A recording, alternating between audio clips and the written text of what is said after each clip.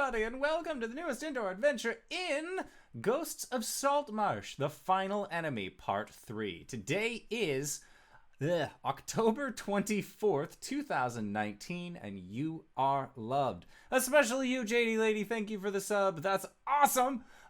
We like to have these messages at the beginning of each one of our games that we do here on the channel, which is on Monday, Tuesday, and Thursdays, all at 5:30 p.m. Pacific Standard Time. If this is your first time joining in, consider going to youtube.com/indooradventures to either catch up on the VODs, or you can go to anywhere where podcasts are available under the same moniker, and you can find us there. If you already support us with podcasts and VODs and Twitch and all of those other things, but you're looking for more ways to help contribute, consider checking out our Patreon at patreon.com/indooradventures, where you can gain access to our after show called Nights in the Courtyard, where we answer questions not only from each other, but also from the community at large. So if you have any questions that you would like specifically answered by our crew, consider either dropping us a link in the or dropping us a question in the chat of Twitch as it goes by. We will do our best to try and snag it. Or if you check out our Discord, and you can do that by either checking out the links below on any of these videos, audio casts, what have you, or if you are watching this live, I will occasionally just post the Discord link in the chat. It is a good way to actually join on to what we do here. And if you support us on Patreon and every other way, but you are looking for more means of supporting the show, consider going to bit.ly/adventure merch. We got posters, we got mugs, we got crop tops, we got pants, we got everything that you could possibly want. And if we don't have it, let me know what you do want, and I will do my best to try and make merch for you. Again, you can find that by going to bit.ly/adventure merch. But that is it for my spiel. So, Dingo, take us away. I'm Dingo. Excuse me, I'm Dingo, she, her. First of all, I apologize for the poor lighting and sound. I'm out of town this week. But I am playing Hish Sunguard tonight. He's a half-orc fighter, he, him.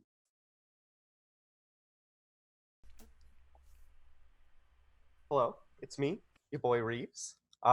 He, him. I am playing Ulman Dark and Ham. He, him, or they, them. I'm Cyber. He, him. I play Albus, the Clasher Bard, who also uses he, him. Howdy, friends. My name is KyleWithAnN. I go by the Nin. I play Jilfa'en. We both use she, her.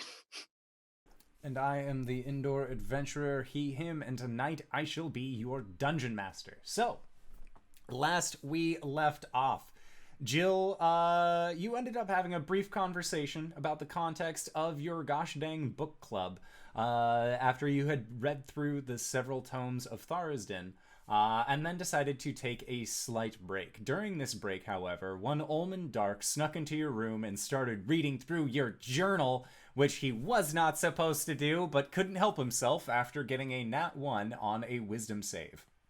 It was at this time that, Ulman, you were confronted in a dreamlike state by Tharizdun himself, who then later, as you were having this situation, Albus ended up performing a mind link with you, and Albus, you also received some minor feedback from Tharizdun, the Chained Oblivion. It was a time full of nope, had by everybody except Hish, who, honestly, no gods have talked to Hish. He's just a dude doing his best to really live it up in Saltmarsh as best he can. It was at this time that the lot of you were called to the Council of Saltmarsh, a war council that was being held together with not only the regulars of Saltmarsh's council, but also some Lokatha, some merfolk, as well as a few lizard men that were all trying to bolster their forces to lay siege upon the Sahuagin Fortress that you guys know was previously a lizard folk fortress. At this time, you all spent a brief night before you were going to be shipping out the following day to begin this assault. And so that is where we are going to be picking up, is first thing in the morning. While we wait for Dingo to reconnect, what are the three of yours morning plans as far as getting ready for this mission?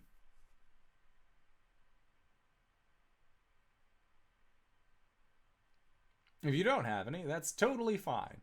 Oh, welcome back. You're good. We can see you again. I just have to do a quick, brief switcheroo. And we're good. Solid.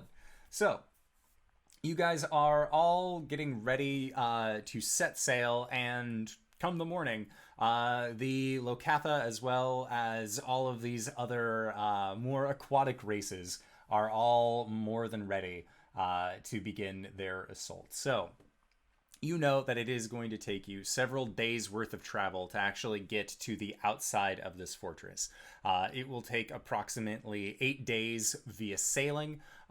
So you guys will have some downtime during your sail as well. Should you have anything that you would like to take care of. Albus. Did we get some big butt guns added to the ship? I will say that yes, you did. So, you have your option of either a big butt gun that will shoot a fireball, a sunlight spell, or a lightning bolt. Which would you prefer? All right, guys, what we want? I'm Captain. feeling fireball. Fireball? All right. Fireball at the table? Fireball? So, We can do fireball, yeah. Fireball, fireball. Fireball? Fireball. So, the cannon that is added to your ship is actually a rotating cannon that is placed on the front head of your ship itself. And the cannon's head is actually in the shape and make and model of what appears to be a red dragon's head. So when you launch said fireball, it will shoot out of this dragon's mouth to hopefully pepper anything that is within your 120 feet shot range with this cannon. Yeah. Yes. Yes, queen. All right, so you guys have added the cannon, and you know that as part of adding onto this cannon, you may only use it once per day. It has a recharge time. And the way that it ends up getting recharged is that Omen Drawn ended up signing on to it was like a tax break kind of situation where you have equivocally magical solar panels that are kind of interwoven into the sails of your ship. So as you sail, that is how you will draw in that kind of solar power to continue using the cannon on the front of your ship. GB, thank you for the sub. So, you have your cannon, you have all of your wits about you, and you begin setting sail. Again, this whole excursion will take roughly about 8 days, so is there anything that you guys would like to do during this time? If not, Jill, I need you to make 2 wisdom saves. Oh, but just fuck me. All right, let's roll both of them at the same time. Hi. All right, so that's a 14 and an 18. Okay. So, the 18, you don't have to worry about. Oh shit. On the first, it is the night of the second day of your journey, and you feel there is a draw towards your documancy bag once more. And again, you're still very off-put by this. 4 days later, on day 6, there is once again a steady draw towards your documancy satchel. And at this point, your curiosity is getting the better of you, kind of trying to figure out why it is that this satchel, that this bundle of papers is calling out to you in such a fashion. And It is at this point that you look inside and you can see, sitting at the bottom, not having been used for several days, is the dark iron pen that you were given by the chained god himself. And you also see that amongst your ledgers is a very thin black book. Sir? Oh boy. And I am feeling definitely compelled to pick those things up. Yes. Whoop. And as you pick it up, you look at it, and this is not the same as what Albus currently has on his possession. You see that this is a much more trimmed down version of this large black tome that he has on his person. But as you look inside, you see that there is in very finely calligraphized lettering, property of Jilfa'en Lyrandar. And you see that there is a embossment of a spiral on that front page. That you can feel there is that indentation on the actual paper itself, but there's no coloring, no additional works on that.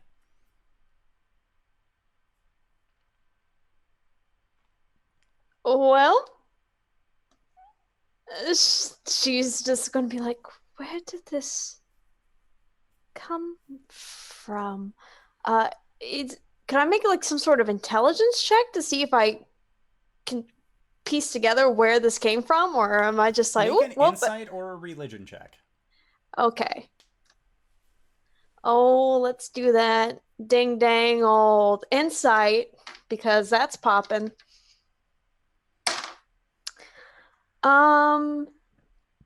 17. So with your 17, as you're wondering where this came from, what the purpose of this tome actually is, this ledger that you have found yourself in possession of, you see almost the ink begins, that there is ink that begins bleeding onto the page almost from a back page, like it's being written backwards, but you can still read it forwards. And what it ends up saying is a very simple message. And it says, you must continue to write. Fuck me. She's gonna try and fight it, but I don't think she can at this moment. I think, she's trying to pull the pen away, but the pen wants to be making contact with the pages. No. So, as your hand begins to write, what is it that you write, Jill? It doesn't seem like there is necessarily a target being asked here. It is more just an open write within the book. God. What does Jill write? It's strange, to think about, because Jill's not the type of person who really writes for herself unless she has something in mind or she's writing for someone else. I think maybe she would write about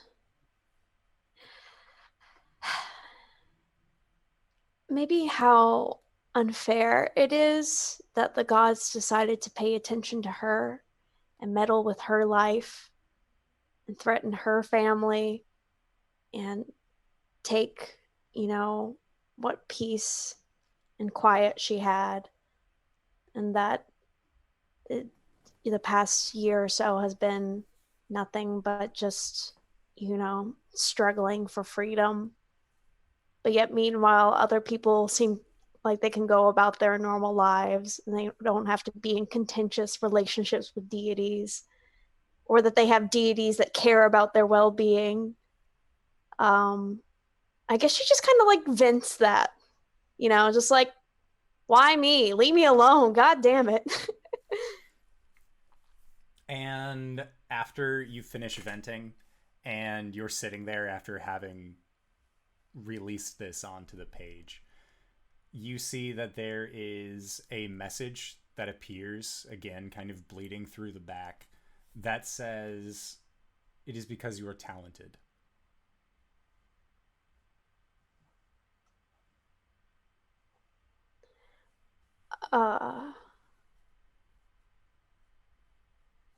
Hmm. I don't know if she knows how to respond to that. I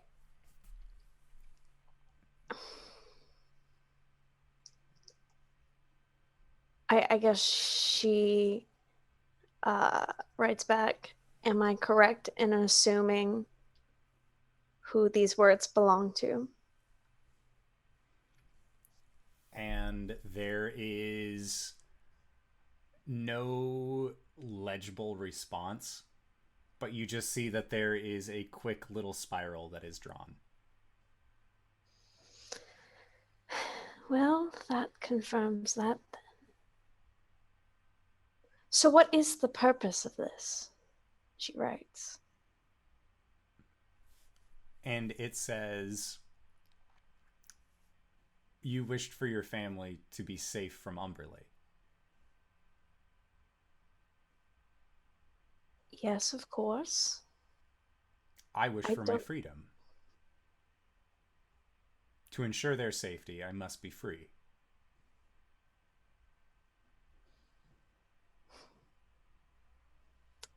And this journal plays into this how?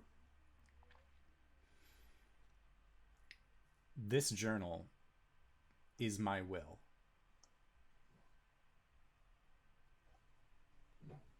But currently, my will is nebulous. It needs form. It needs purpose. This tome will allow you to give purpose to my will.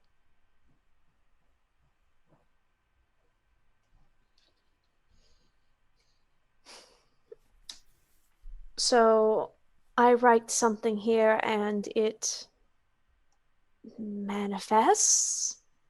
I don't fully understand. You have already broken one chain. I helped you through example. It is up to you to break the others. How you wish to go about that is your choice.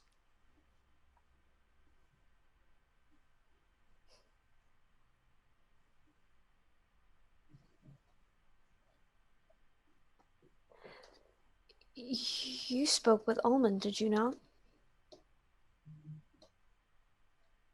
Is he the blonde one? Yes. Yes. He was quite terrified. He seems very useful. He's a good friend. Will he be a powerful ally?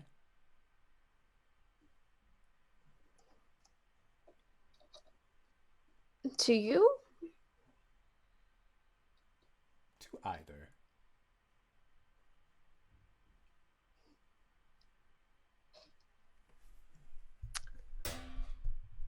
I don't imagine to you.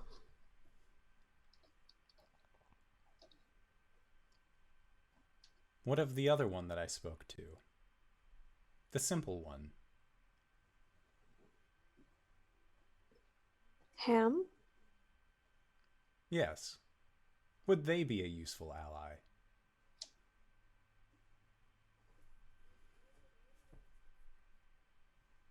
I can't say. I don't know the full extent of their abilities.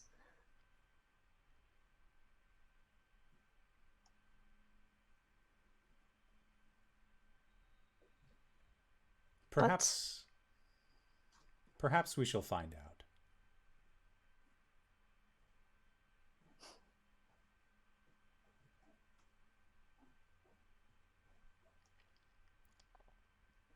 They wish to help you, Jill. And to help you is to help me.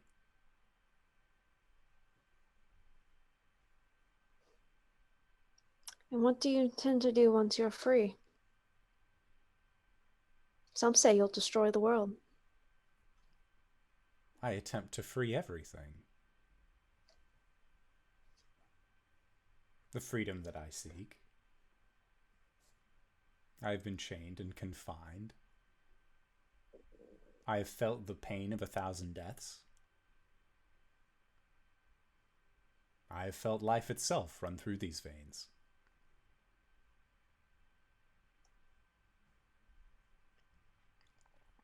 The world is not as it seems. There is another. The plane of Toril. Once, the plane as we know it. They were together. I believe you all know this as the Sundering. I seek to bring these planes back, to reunite them. Do I have any sort of idea or like guess about what would happen if two planes were suddenly smushed back together? Make a history check. Which dice to roll? Let's try this one. Ooh, that was a good one. 19. A 19. So, you remember less than 100 years ago, there was an event known as the Second Sundering, in which these two planes, Abir and Toril, shared their space for a very brief moment. It was during this time that Dragonborn came to exist on your current plane.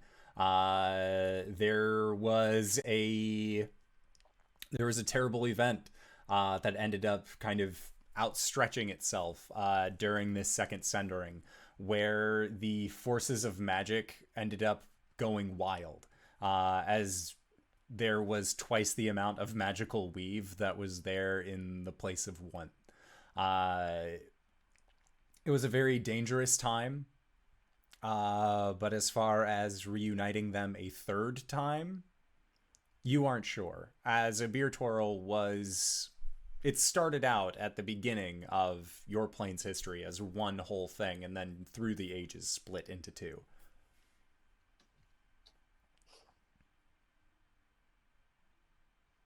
Do you know what sort of ramifications that could have? Yes. Well, ... question mark. It is raw power.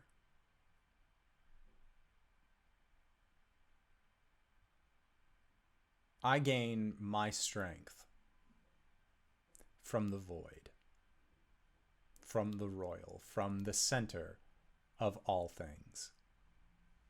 To return these planes together, the energy that would be released, I could harness. That much energy could be chaotic.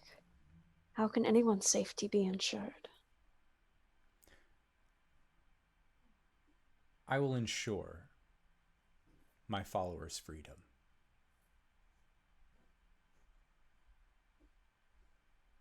There are other planes, Jilfa'en. You have been to them when you spoke with Umberly, when I rescued you. You have been to these places. These other planes would be outside of the chaos. They would be safe.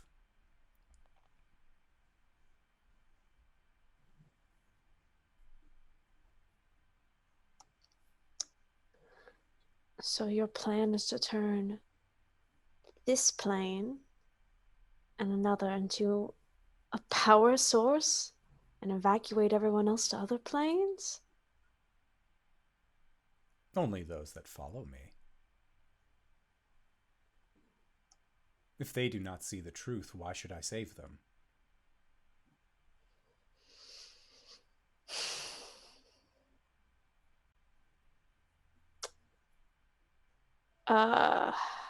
Boy. I think she's just going to sit and stare at the book for a minute and say, I think she'll write back. People are more valuable than just their usefulness.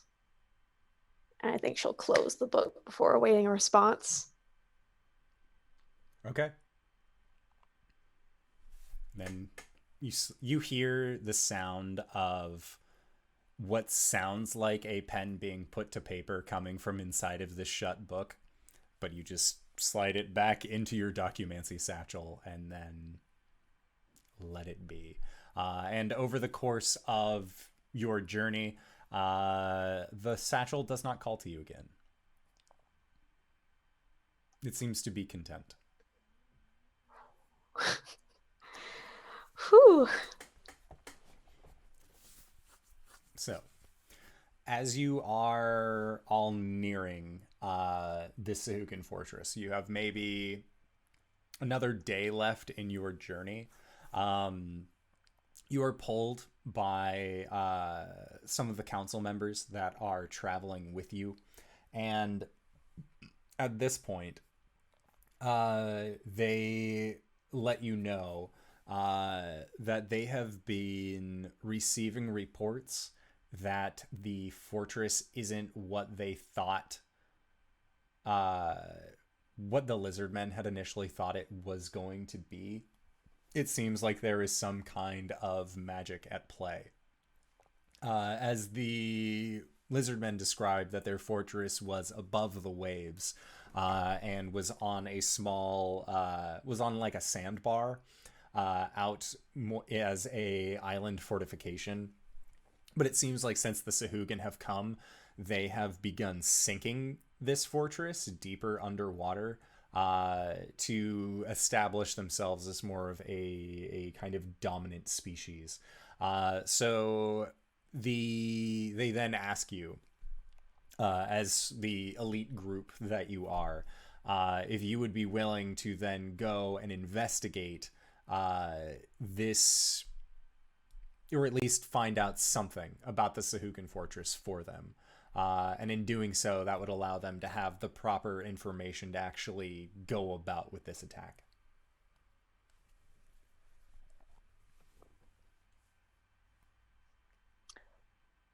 Yeah, I think Hish would accept on behalf of the crew.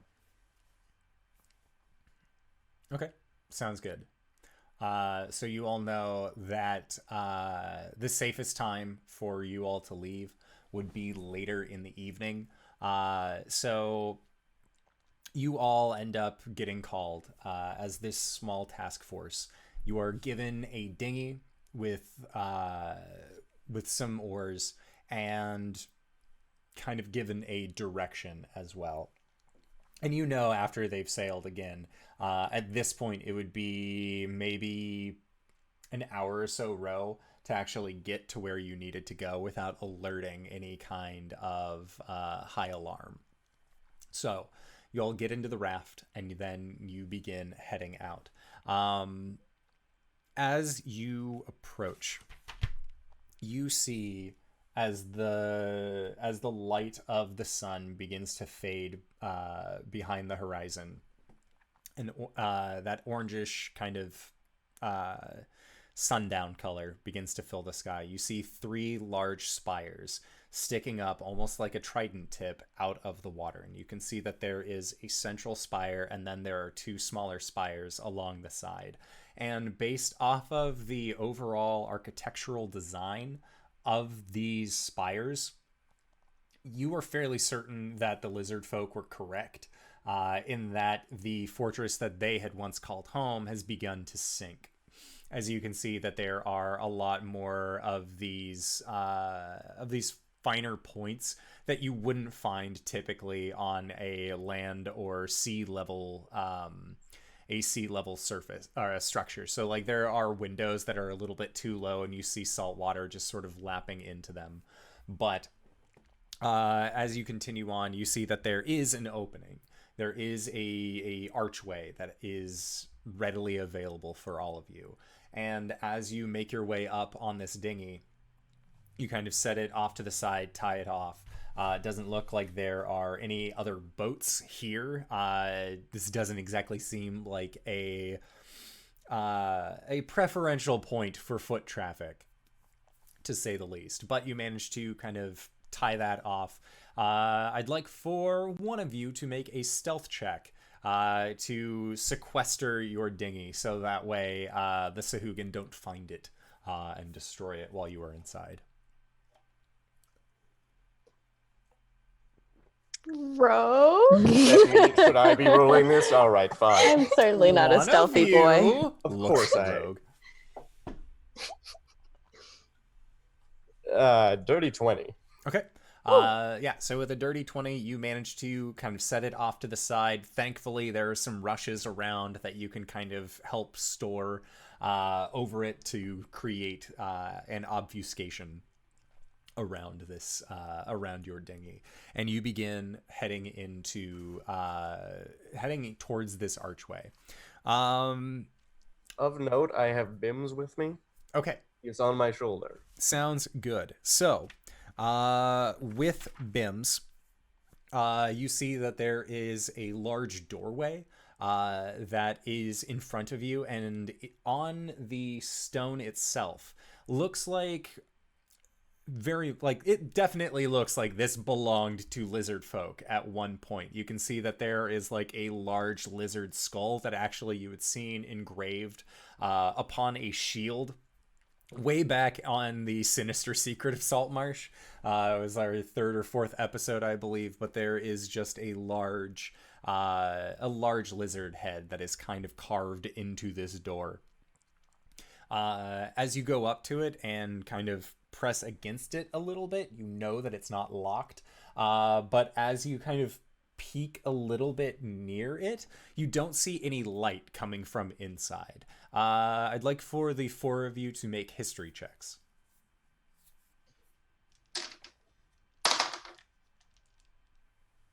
17. 3. 23. 11 for Hish. Okay, so the 17 and the 23, the 2 of you know that Sahuagin have dark vision. They don't necessarily have a need for light. So as you kind of take a brief peek into this fortress, you're fairly certain that finding a light source in here that would be used for the current inhabitants is going to be very minimalistic, to say the least. All right. Who is going to be leading this charge? Does anyone have trouble seeing in the dark? I can't remember. I do. I'm fine. I used to, but not recently. That's interesting. About the same time I started being able to read anything, but you know. Okay, so this is a ham thing. Pretty sure. What's an interesting creature? Okay, so who would like to lead this charge? Well, normally I would say Ulman because he's the quietest of all of us. But Ulman, if I heard you correctly, you can't quite see in the dark, right? Well, I can pretty well now, but honestly, if we're going to charge in, we might as well just charge. But if we're going to be sneaky, then maybe I can have a peek around. Well, what do we think? Instead of trying to go into this sneaky, why don't we try a bit of subterfuge? I mean, Almond, you've taken the form of a Sahuagin before. Well, yes, but that'd be all I'd have to go on.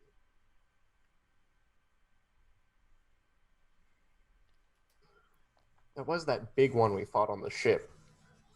Maybe I can just intimidate my way through?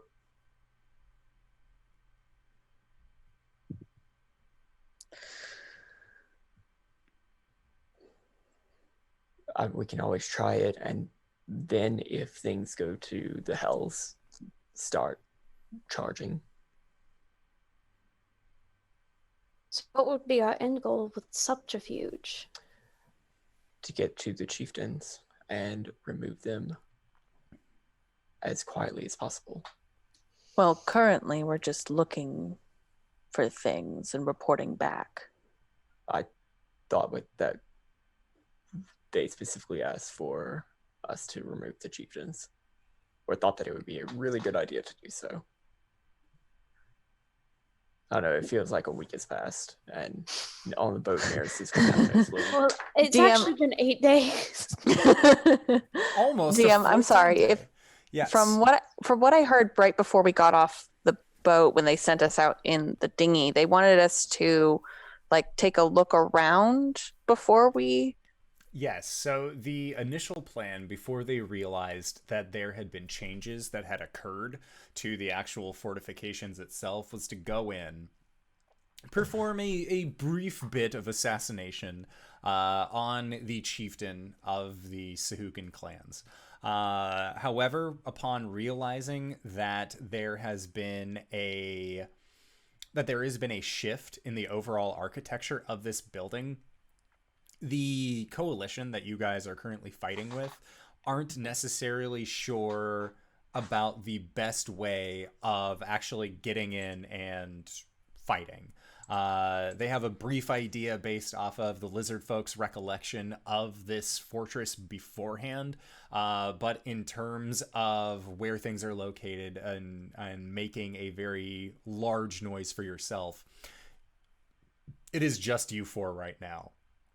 Reinforcements have not been assigned to come and back you. You know that right now it is just an infiltration mission. If you are able to defeat the leader of the Sahuagin, incredible. The people of Saltmarsh will love you all the more for it. But from their perspective, that doesn't necessarily have to be done today. As right now, this is just a reconnaissance mission, or as much of a reconnaissance mission as you guys are capable of making it. Okay. So here's what I'm thinking.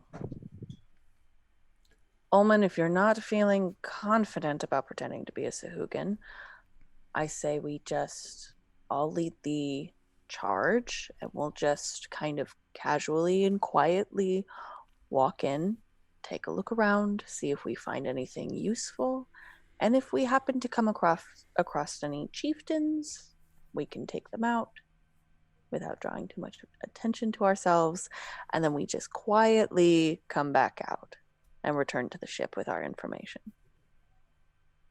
A little bit of playing it by ear. How does that sound?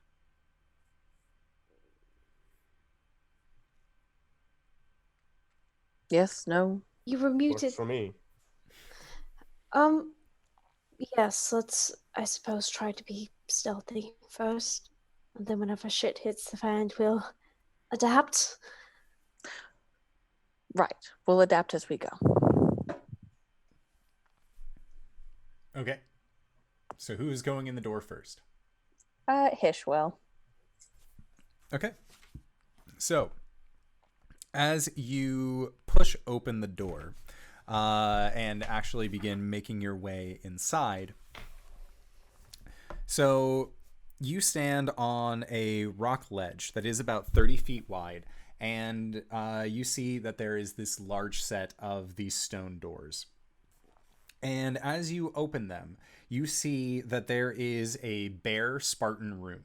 And ahead, a short corridor off the room ends in a closed bronze gate. To your left, a single stone bench runs along the east wall, and to your right, the opposite wall hangs a large metal gong. A short metal bar leans against the wall below it. And several Sahuagin stare at the lot of you as they begin getting ready for an attack. So, I would like for everyone to roll for initiative.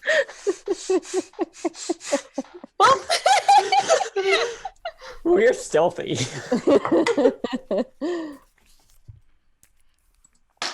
going to adapt. Improvise, adapt, overcome. That's an 18 for Hish.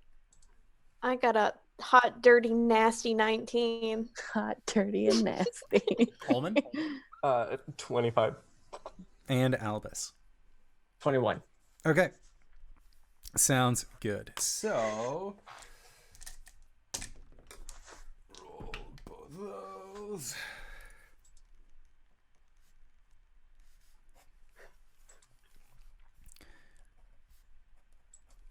That is good. Then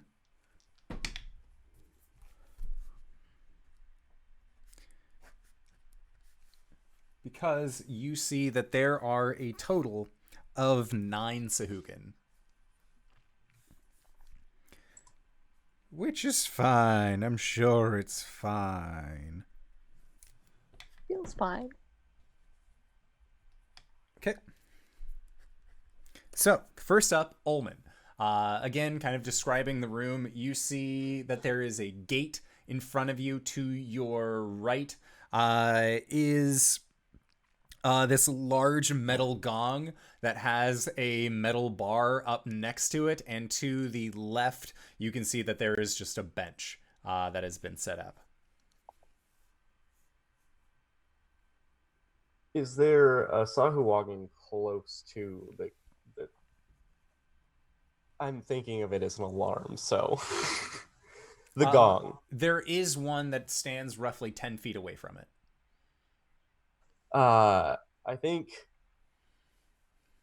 Ulman turns towards that one, and Ham poses in this big heroic sword in the air, arm on his hip, and looks straight at that one and says, "Never fear, Ulman Dark is here!" And I need him to make a wisdom save. That is a 3. Cool. He, like, his eyes go wide, and he looks like he's filled with adoration, and he is affected by Crown of Madness. Oh. Okay. For a brief moment, you see the anime heart eyes, and then his head kind of snaps back, and he just looks at his friends, and he's like, his former friends, and just thinks to himself, I must protect this soft boy. So yes, he is now under the effects of a Crown of Madness spell. Next up, Albus, what would you like to do? Including the creature that was just Crown of Madness, how many, or what's, how spaced out are these enemies? They look fairly clustered. As you kind of see into this room, it is 60 feet wide, and they had kind of separated themselves out enough, but hearing the sounds of this door being open, they had kind of clustered to form a more of like a phalanx with their tridents out to kind of aggress upon you. So is that phalanx 40 feet across? Yes. More than 40? I would Can say... Can I get all these creatures within a 20-foot radius sphere? I would say you totally can. I need them all to make a wisdom save. Okay. All of them. Okay, so that's 14. 1 success. Fuck. 2 successes. Boo. 3 successes. 3 out of 9 succeeded. Okay, the other 6 are completely indifferent to us. I cast Calm Emotions. Okay. Do they have advantage if they are already hostile?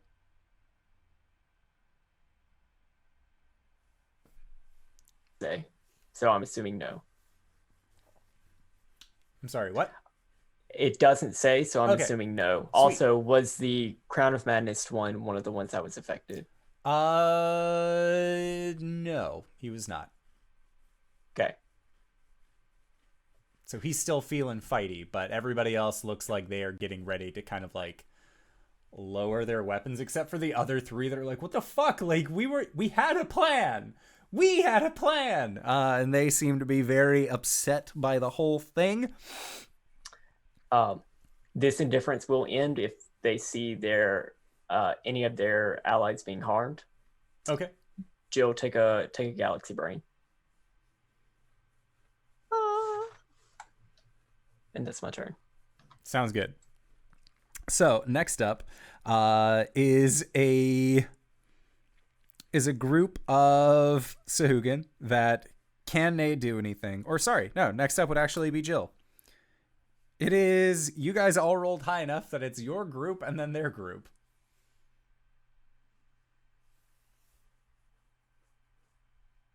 So Jill.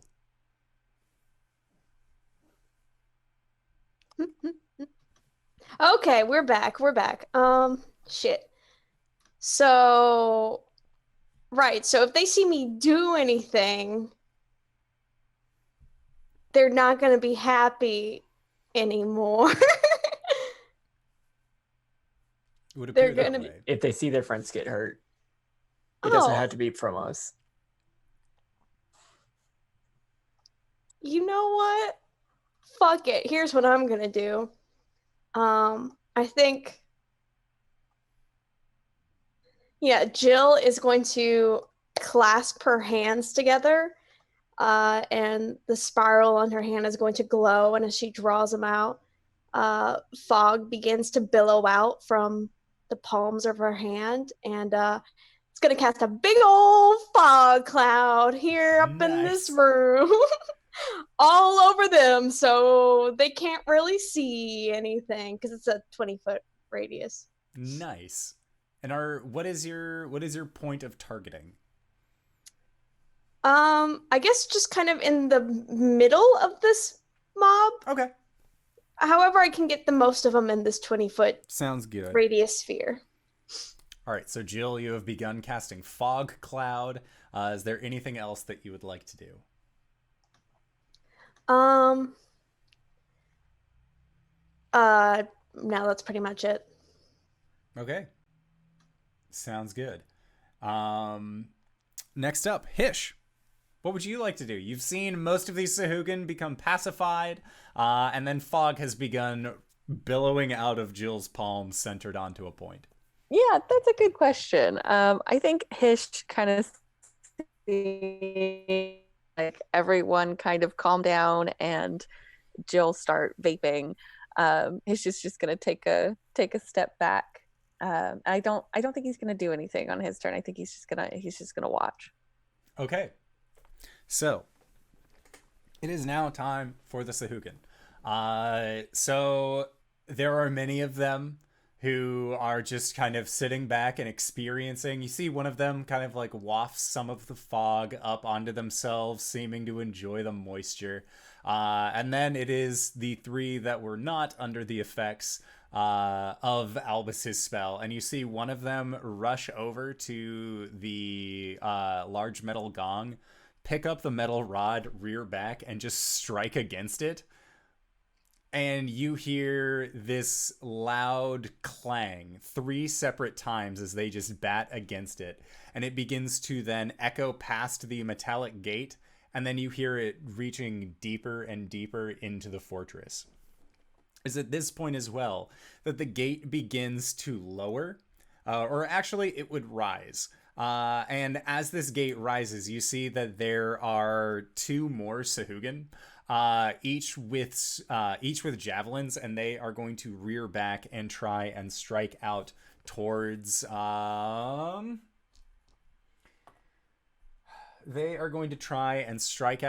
Jill, as they had seen magical effects come out of said individual. And that is not high enough. It seems like this fog is actually causing them quite a little bit of difficulty in terms of being able to throw their spears through. And then the second one is going to try and he is going to try and throw another spear towards you as well.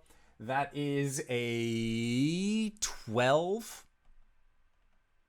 Nope. Does not hit. Okay.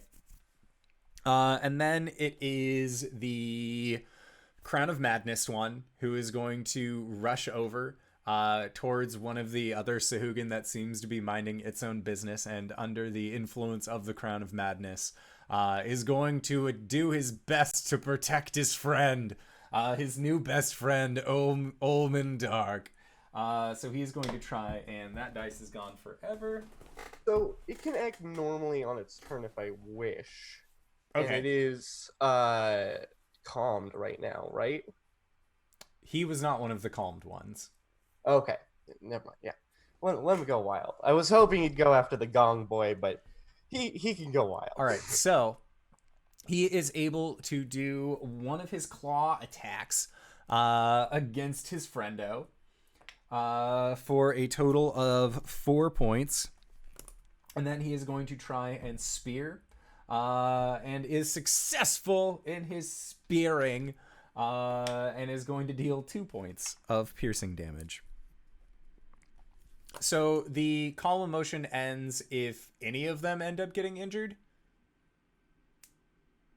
A calmed person will no longer be calm if they see one of their allies get harmed. Okay. But it's heavily obscured by It's fog. very I'm heavily going to be obscured by rolling fog. some perception checks to see just how many of these guys actually see this friendo getting injured.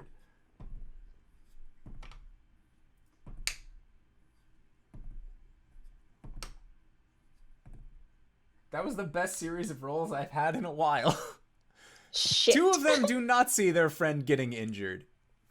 The others, the other of the 5 that were not influenced, all see their friend become a turncoat in a very brief moment. And at this point, one of these other figures, this Sahuagin that you see actually has a warhammer, is going to run up towards you, Ulman, as they had seen you cast a magical ability as well, and they are going to try and do a smash against you. I cannot roll to save my life when it's against you folk, so I'm doubting that a 10 hits. Try me. And then the last figure is going to attempt to come up and try and aggress upon you as well, Ulman. And that is a 15 to hit. Also negatory. Okay. Well, he gets a second attack, so maybe that's the same number. And that's even worse. So that is it for all of their turns. However, you do know that the gong has been rung, and you're not sure who all that has alerted to your presence. So, Ulman, it is your turn. I look back at Hish quickly, and are we? Does this mean we're pulling out, or do we press through? And then I attack at one of the Sahuagin that's like actively trying to kill me. I think Hish kind of looks between the 3 of you and says, "What if we surrender?"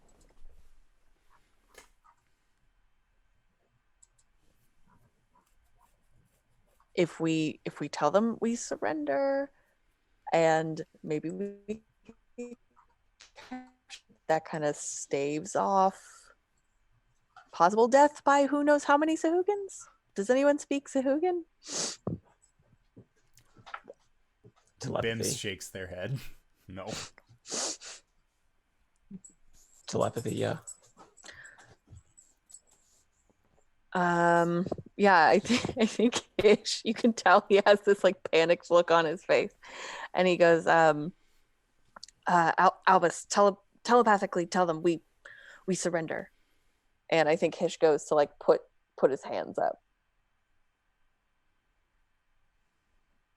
Ulman would move back from his defense and like hands up. We surrender. And do At you... the big boy. Okay. So you mind link out, we surrender. Jill, are you surrendering as well? Are you seem like, looking at your face right now, you're just like, we're fucking what right now? So I just want to make sure we're all on the same page. Jill is like, what's the game plan here? Prison break. Yeah, Hish points towards Albus when he says that, and he goes, "Yeah, prison break."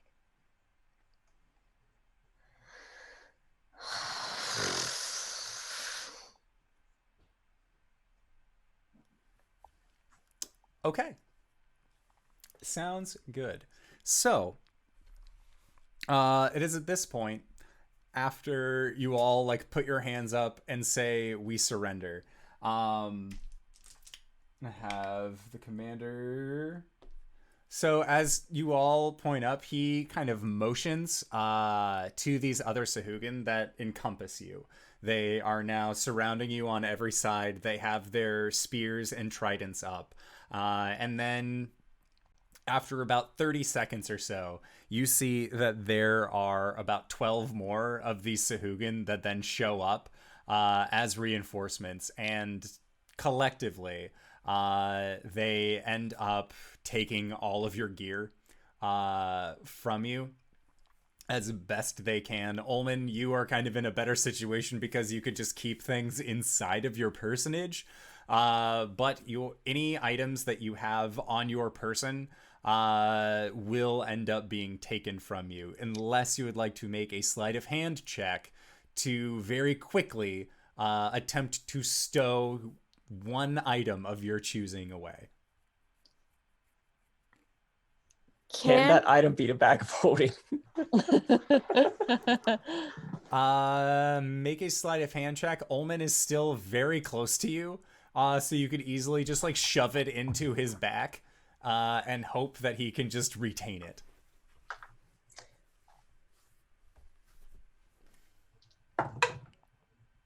Nah. That was a 7. So as you go to try and shove it into Ulman, one of the Sahuagin just seems to grab it right from you and just hiss at you. And its lips end up receding up higher, and you can see that it just has a very gummy snarl looking towards you as it just takes it from you. Yes. I've got one check I have to make for one object. Me. Okay. My consciousness. And it's a fucking 8.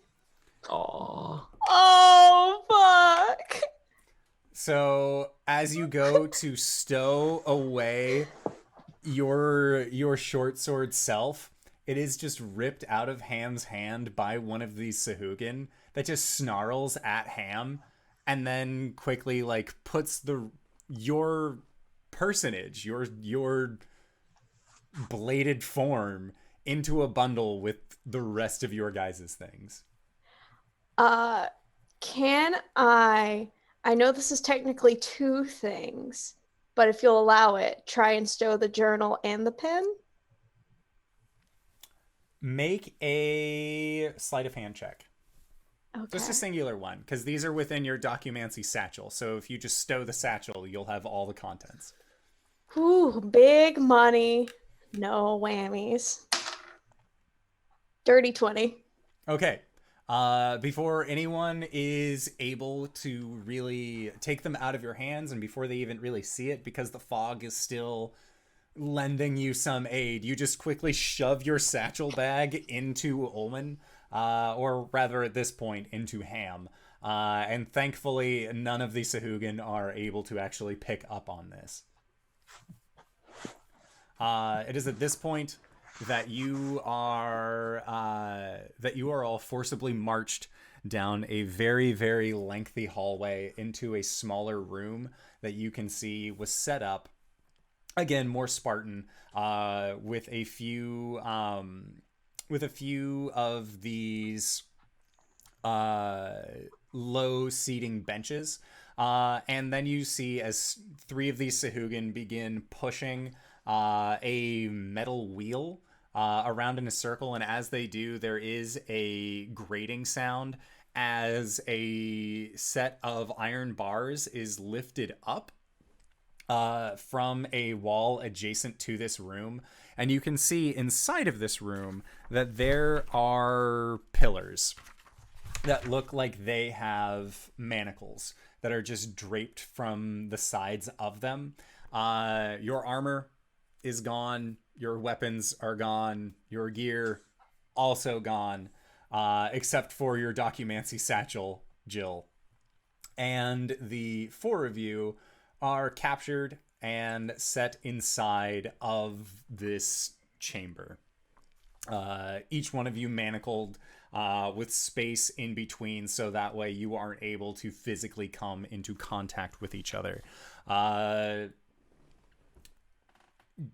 Ulman, or I guess Ham, Jill, and Hish, as you all sit there in the dark, you see that there is a form that is lying on the floor towards the back end of this that is towards the back end of this chamber.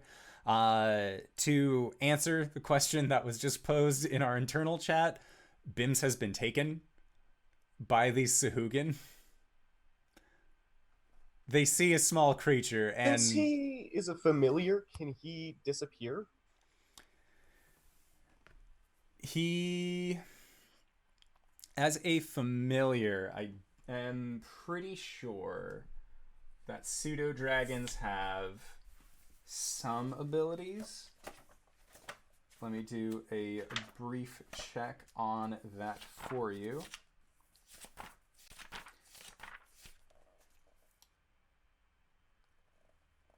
They do not actually have an invisibility spell as a familiar. If imps do, but pseudo dragons do not.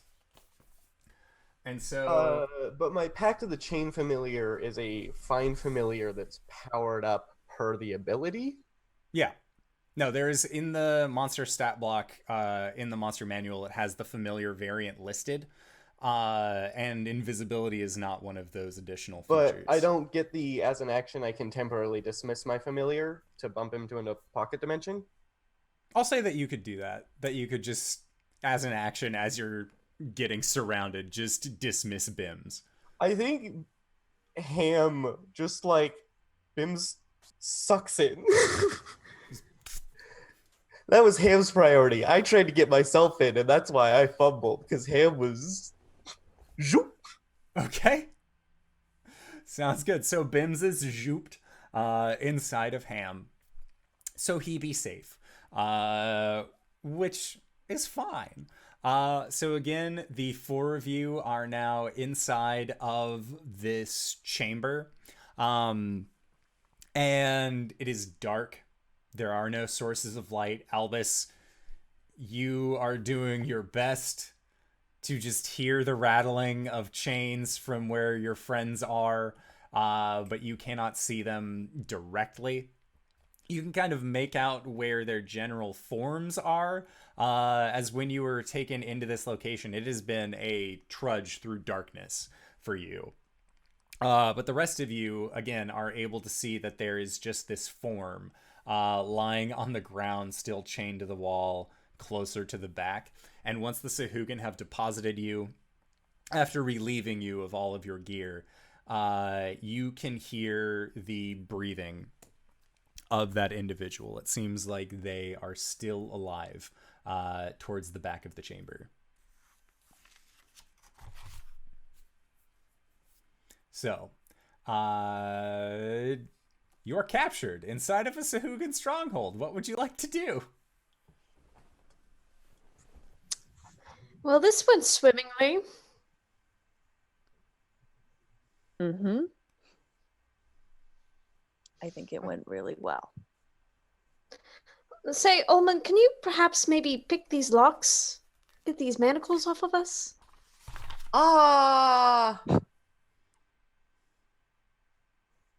Maybe. Insight! Oh yeah, make an insight check on this. I would also like to. 19, baby! 10. A 10. Ulman sounds a little different, but like you know, he eats a lot of weird shit. Maybe there's Yeah. just like something caught in his throat. He was popping a snack while you guys were getting kidnapped. Jill, you recognize in this moment, Ham is the one that is speaking and not Ulman. Ham, where's Ulman? Omen got taken. Oh, shit. Fuck. I think Hish is gonna try and just pure strength break out of the manacles. Okay. Make a strength athletics check. I would love to. That is an 18 plus 8. Oh. Fucking Samson over here. Like, your hair must have grown a little bit extra today as you just break the manacles off from where they are bolted into the wall. And as you do, you hear that there is barking from the Sahuagin Fortress forces that are on the other side of these iron-barred gates as the gates begin to lower, and it looks like there are about 6 Sahuagin here. They haven't left, that are getting ready. I thought they left. No, they deposited you in this chamber, but they still have guards outside for situations such as this. So Hish, you have about 6 of these Sahuagin who have run up on you with their weapons drawn. What would you like to do? I'd like to punch him. All right, let's roll into initiative, Hish. Oh, fuck. How are these tight? Are these bindings? For a regular people, they have been put on rather tight, typically a little bit tighter to the point where if you struggled too long, your wrists would end up getting cut and bleeding. Ham, because you are an amorphous boy, it's really not too difficult for you. Cool. Can I also roll into initiative?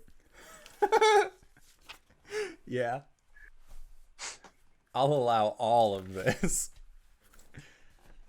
Okay, so Hish and Ham. Hish, what'd you get? Roll too fast. Ham, what'd you get? You got a 17? Hish. Are you talking to Hish? Yes. No, I got a 2 minus 1, so 1. All right, Ham, what'd you get? I got a dirty 20. Okay, sounds good. So the Sahuagin forces got a 23 for their initiative. So the 6 of them are going to come up and they are going to start aggressing upon you, Hish, as you have made a show of breaking out of these chains. So 2 of these figures actually have warhammers, and they are going to start making smashes against you. So the first smash is a natural 20. Cool. So looking good. Looking very good and fun and fresh and sexy. For a total of 10 points of bludgeoning damage. Fun. And then it is going to make a second attack. That is a 23 to hit. Yep. For a total of 7 more points of bludgeoning damage. Okay. Okay. So then the remaining 5 Sahuagin. That is another natural 20. Oh my fucking god. And it was using its spear two-handed. Most of these are. For a total of 6 points of piercing. Fun. That is a 16 to hit. That hits. Okay, so 3 points of piercing. Say that again. 3 points of piercing. All right. Sounds good. So, then it is going to make a second attack against you for an 18 to hit. That also hits. For a total of 5 points of piercing damage as it begins to bite into you. That's rude. And since you've been, while you are in the dark, you can see this fairly clearly. But as you begin bleeding, the Sahuagin normally had slit eyes as they were looking at you. But as they see more blood coming from you, their eyes just well up into the large saucers of a predator as they seem to be going through a little bit of a blood frenzy when aggressing upon you. So the first one that had stabbed with the spear is going to try and do a bite against you as well. Fun. For a 21 to hit. Mm-hmm. For 4 points of piercing damage. All right. Third Sahuagin of these regular boys is a 17 to hit. Mm-hmm. And that is for 9 points of piercing. And then a 22 to hit for another 5 points of piercing from a bite. And then the fifth Sahuagin gets a 16 to hit. Yep. Okay. And that is for 6 points of piercing damage with the spear. Fun. And then a 24 to hit on the bite for another 3 points of piercing damage. Today is the day that Hish gets devoured, and I'm so excited about it. So all 6 of these Sahuagin have gone. Hish, how are you looking? Hish is looking pretty fucked up. Okay. So, Ham, it is your go. You have just watched as Hish stood up, looked intimidating towards the Sahuagin, and then got fucking swarmed.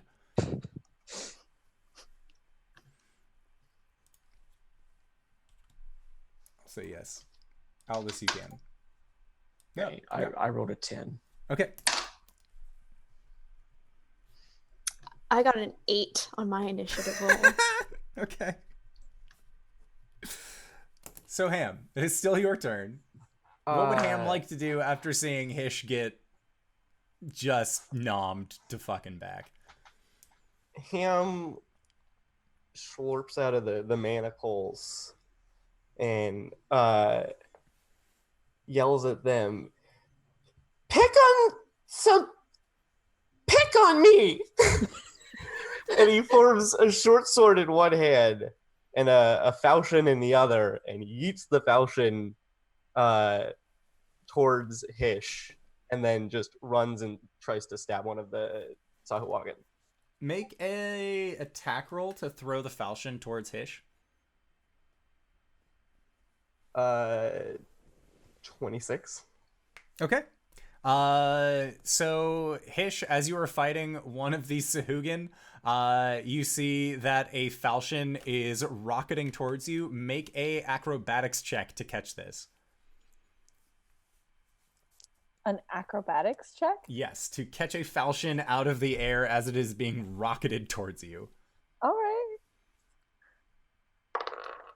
That was a 17 minus 1, 16. You managed to catch it. You are still getting aggressed upon, but you now have a weapon in hand, as well as these manacles around your wrists that you have yoinked off the fucking wall. All right, so that was Ham's turn. Albus.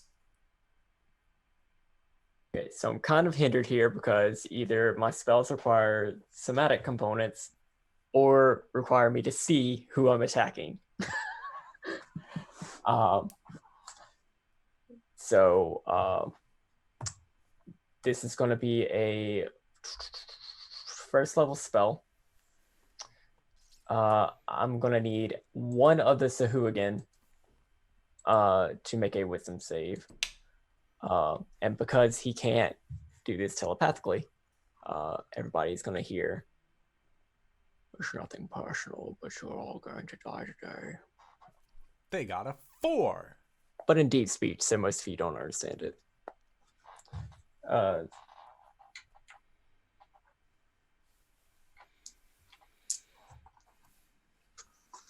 I got a 4. It's also going to need to immediately use its reaction to move as far as its speed allows away from me.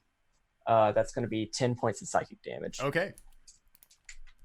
It begins running. Now this is not me pushing or pulling it. Would people get attacks of opportunity? I will say that yes, Hish, you can take an attack of opportunity if you would so choose. And Ham, you had rushed up onto this group. Okay. So Hish, you could make an attack of opportunity against this Sahuagin as it tries to run from you, if you would like. Okay, I'd like to do that. Quick question: is a scimitar just like functionally similar to a falchion? Yes, I believe so. 5e doesn't have a falchion. I forgot that wasn't the blade. So if you use a scimitar, that's what I would have. Functionally, I'll just use a scimitar. I forgot the word scimitar in the moment, so I used falchion, which is a similar blade. That is a 14 plus 8 to hit. Okay, that totally hits. Roll for damage. That is 6 plus 7. Okay. Yeah, this Sahuagin goes down. They are not very sturdy boys. So as it tries to run away, Hish, you manage to drop it. Okay. So I would like to capture this person. Well, is this person within 30 feet of me? They would be within this point because you were put more towards the back. They're about 45. Okay. Bonus action, Hish Galaxy Brain. Thank you. Okay. Next up, Jill. You are currently within your chains. Yeah, so I want to try something crazy, and this may not work.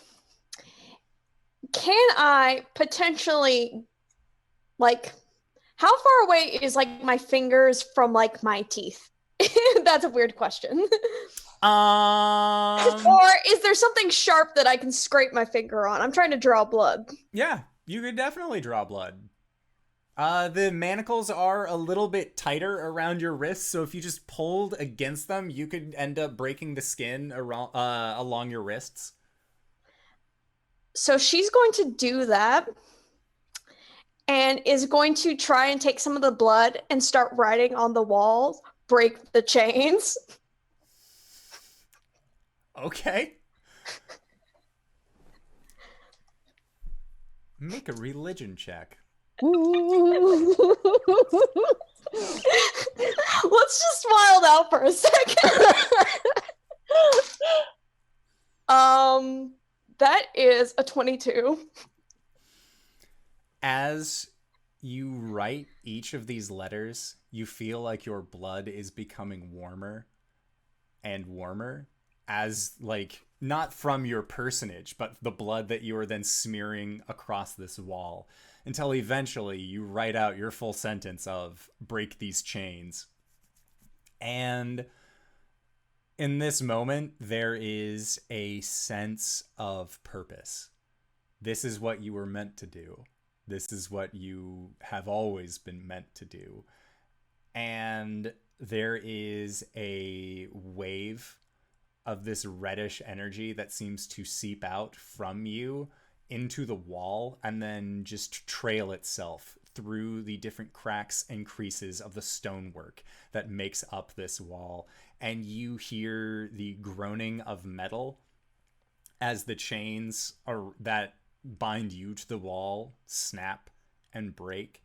You hear them snap and break along the wall for each set, breaking, breaking, breaking, breaking. And Albus, you hear the sound of chains being broken, getting closer and closer and closer to you. And through the darkness, you see Jill silhouetted by red blood-smeared text along the wall that says break the chains, as the red spiral along her right hand continues to glow, and you see her just painting the wall in her own blood.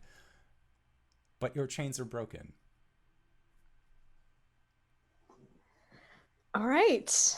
I imagine that takes an action. Oh, yes. Bonus action. Healing word towards Hish. We'll do that at the 3rd level for you, buddy. Thanks.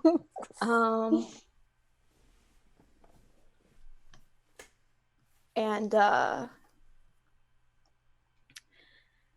yeah, she's just gonna be like, you really shouldn't have done that to the Sahuagin. Okay. Sounds good. Oh, let me roll you some dice, actually. Whoops, sorry, I was too busy being a badass. I forgot I need the healing. How many d4 is in it? It's 3d4 plus 5. What? Okay, well, you get 10. Perfect. 10 Roll points of them healing. again and tell me what the higher number would be. Out of all of them? Yes. Okay. If it would be 10 or higher on a second roll. Oh, that's much better. That's 14. Hish, you gain 14. Yay. Damn, I'm just really going off today. What a blessing. Oh, got that chain daddy energy. Let's go, Chain Daddy. Let's not.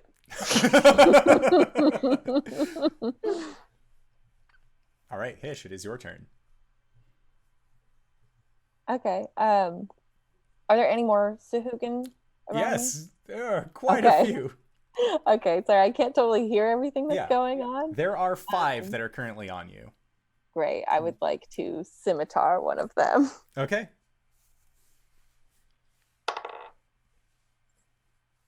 11? An 11 does not hit. Okay, I'd like to try it again with my second attack. Okay. 15 plus 8. Oh, that totally hits. Yeah, it does. And that's 10 points of damage. Okay. And were you hitting the one that had the warhammer or one of the ones that had a spear? Let's do the warhammer. Okay. Sounds good.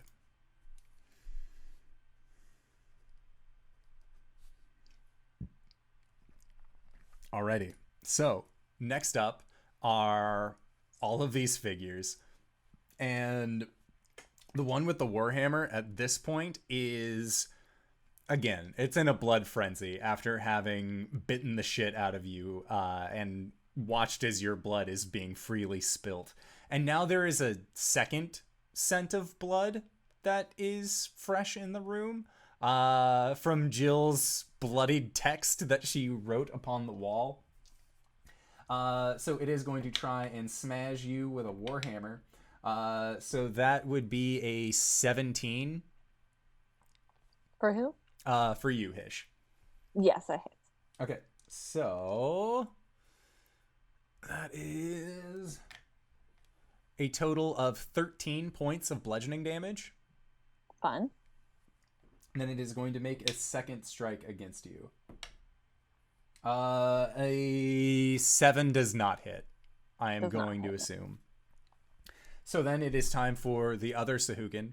One of them is going to disengage and then begin running back out into the hallway. As you guys have...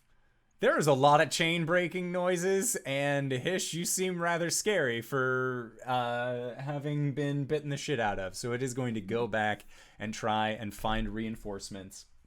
And the other... If it disengages, that means I don't get an attack of That is opportunity, correct. right? And then Sahuagin number 2 gets an 18 to hit Mm-hmm. with its spear. And that is a total of 8 points of piercing damage. Mm-hmm. And then it is going to try and make a bite towards you. That is an 8, so that does not hit. Sahuagin number 3 gets a 23 on its spear. for a total of 9 points of piercing damage. Okay. And then it is going to try and bite you for another 22 to hit. And that deals 2 points of piercing damage. Perfect. All right, Sahuagin number 4. Spear and bites. So that is a 21 to hit with the spear. For a total of 5 points of piercing damage. And he's down. All right. So it is then going to rush up towards the other scent of blood that it can smell, being Jill at this point, and it is going to try and then strike out towards you. Does a 16 hit? 16 does hit. I'm going to use my reaction to get him back, though, but... Okay, so you're going to be taking 5 points of piercing damage from this heckin' bite. Okay, and then as her reaction, Jill is going to use, I always forget the name of it, Wrath of the Storm. I think her eyes are going to, kind of like the red in her eyes are going to be a little brighter. And she's going to try and shoot some lightning back at him. Dex save and throw. Okay. 16. He failed. All right, this is going to be 2D. Is this my D8? No, that's not my D8. I forgot what the shape of a D8 was for a second and picked up my D10s like I haven't been playing D&D for years and years. Okay, that is 9 points of lightning damage. Okay. Sounds good. This boy does not like. He even shrieks. Hish went down. Oh, fuck. Hish is a half-orc. You have your relentless endurance. Oh, fuck. I forgot about that. Which is great for Sahuagin number 5. Who is then going to try and stab. He do. Okay. So then you go back down. Yeah. Got it. And it is then going to use its remaining action with the others to actually pick you up, Hish. And they begin taking you out of the room. And then the gate begins to lower back down. So before they can get out, Ham melts into blue slime and disappears into the floor and appears between them and the gate using Misty Step. Okay. Sounds And good. I want to rush him. Okay, so Misty Step is your bonus action. You have gotten in between them. It is your turn, so what would you like to do for your attack? Or for your standard action? I will... Can I Green Flame Blade? Green Flame Blade is a... One action. Yeah. You can do it, because Cool. Green Flame Blade's a cantrip, so you're fine. Yeah, so his short sword swaths in flame, and he chops at the first person carrying Hish. Okay, make an attack roll.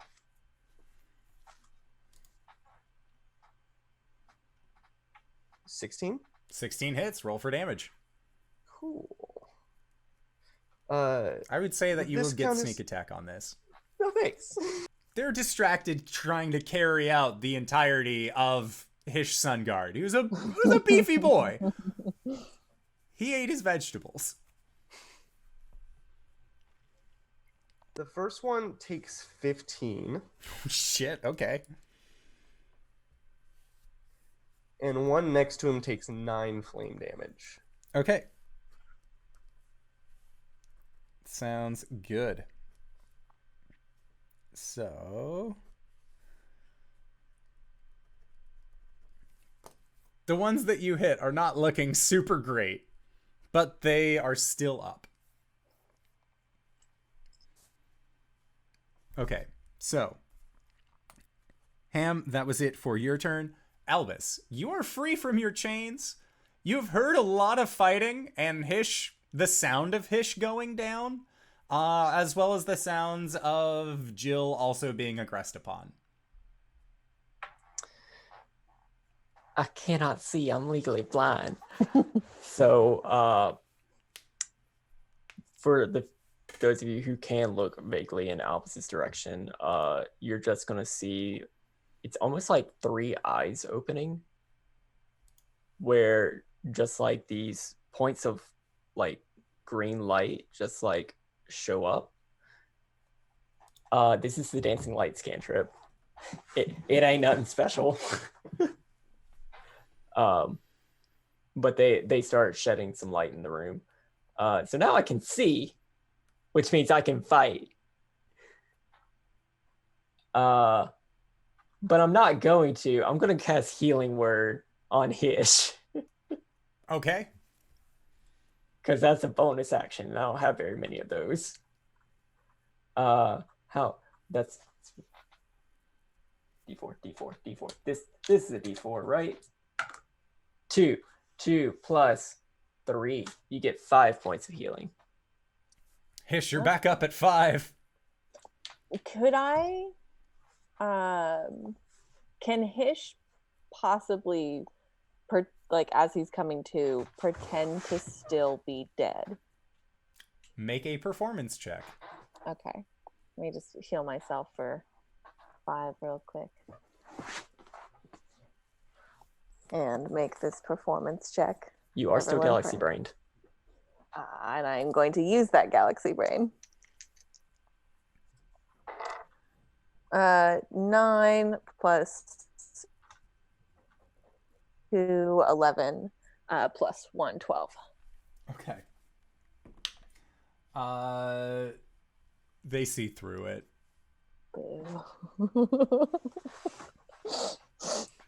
All right. But Albus, that was it for your go. Jill, you have 1 in front of you. Tharsden has answered your prayer. What would you like to do? Is there one still running down the hall that I can see? Not that you can see, because you're tucked in these kind of inlet rungs of the cell chamber.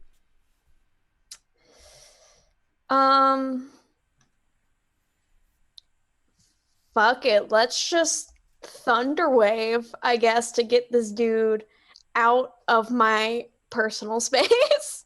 It's all up in my bubble. Don't appreciate that. So that is a con save against 16. Okay, so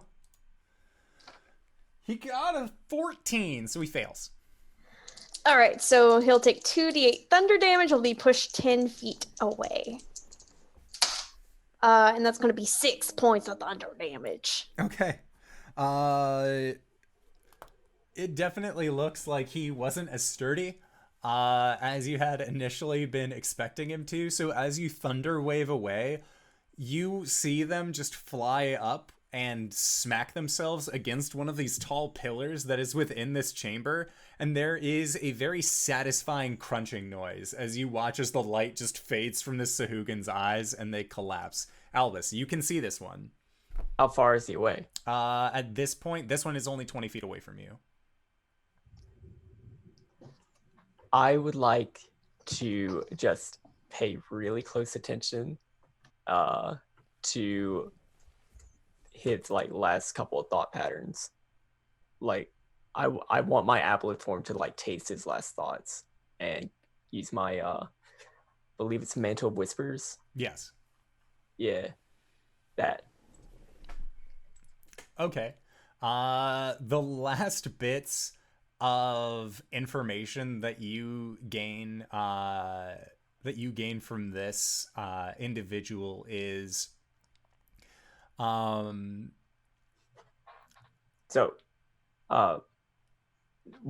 I would actually get from this is just enough information to be able to pass myself off as a person. You know that this creature's job was to watch this chamber and make sure that things like this that are currently happening did not happen. So you get a jail guard in terms of what you can gather from this individual. Cool. A jailer. So It's a secret tool that we'll use later. bad. So,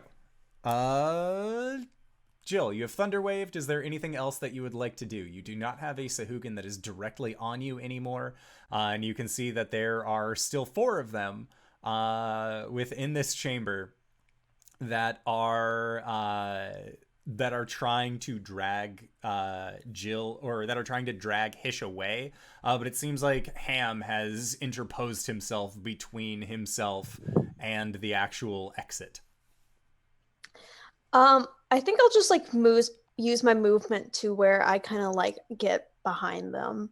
Not like directly behind them where I'm all up in their space, but just like if there's enough room for me to like step back. So, you know, we have Ham on this side and Jill on this side. Okay. Sounds good. So, Hish, it is your turn. Am I still being carried? You are currently being grappled, yes. Okay, I would like to ungrapple. Okay, make a strength athletics check. Okay. 8 plus. Your modifier beat their overall score. You're fine. Oh, okay. So and yeah, that's so an you're action, no right? longer grappled. Yes, I'm it is no your longer- action to ungrapple yourself. I would like to bonus action second wind. Seems good. I'm gonna heal myself over here.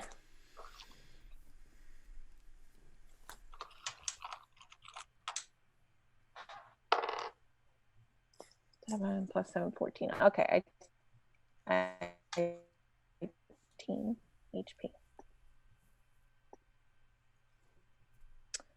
Can I see the guy who's running away? Or did he die? What happened? You killed him.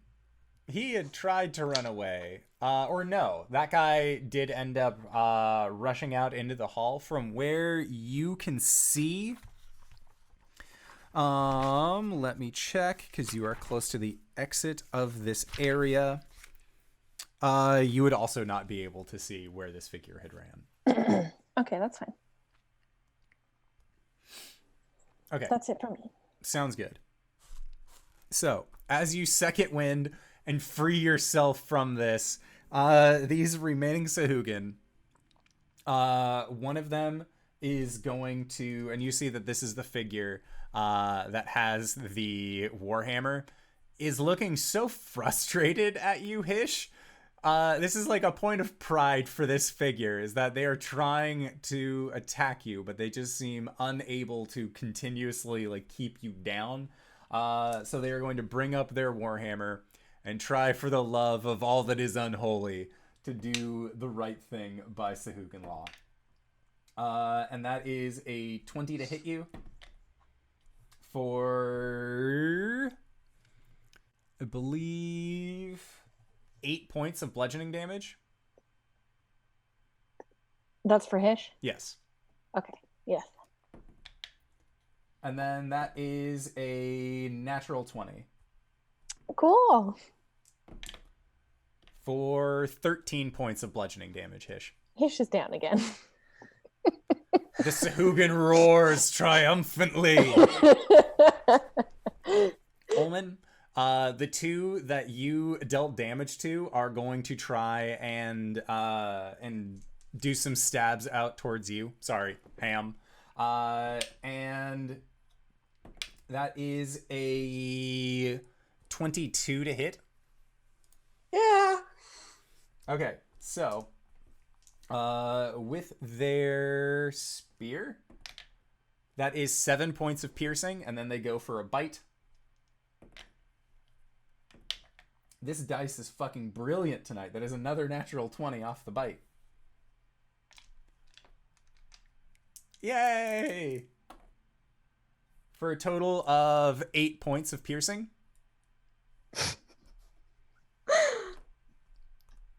It helps when they get advantage on every hit once they hit you the first time.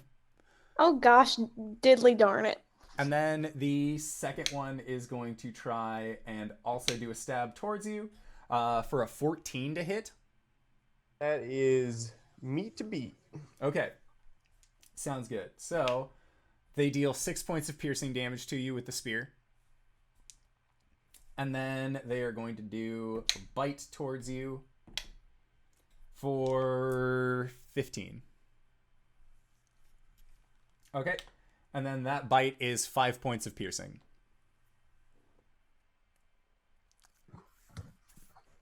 Jill, the one that is kind of stuck to the back closer to you is going to try and stab out towards you as well.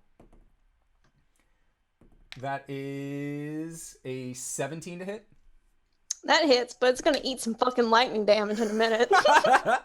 All right. So that is 3 points of piercing towards you. Mm-hmm. And then it is going to try and do a bite. And that is a 14 to hit. Yep, that's my AC without armor. For 2 points of piercing damage. Alright. Fucking Wrath of the Storm again. Make the deck save. Okay.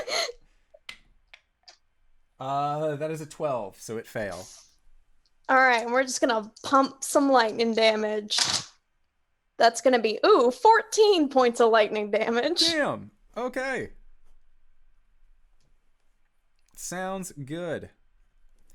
So, that one is still up. It is looking quite injured, but their round has gone by. Ham, what would you like to do? I think Ham just continues wailing on these guys with more green flame blades. Okay. 19? That'll hit. Cool. No sneak attack on this one? Not on this one.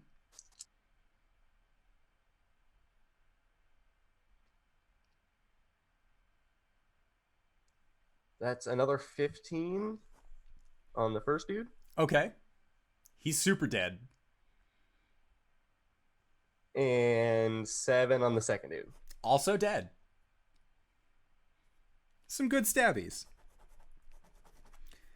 All right, so they are both down. Do you have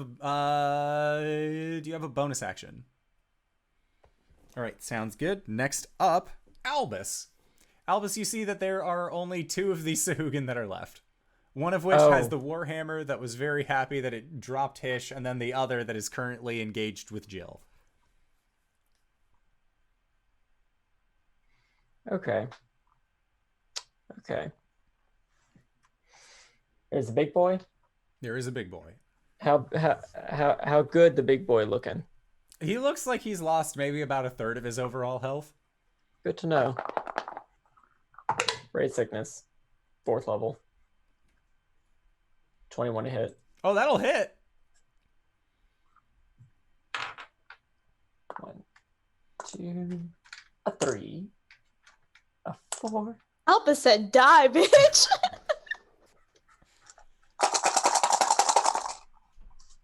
Is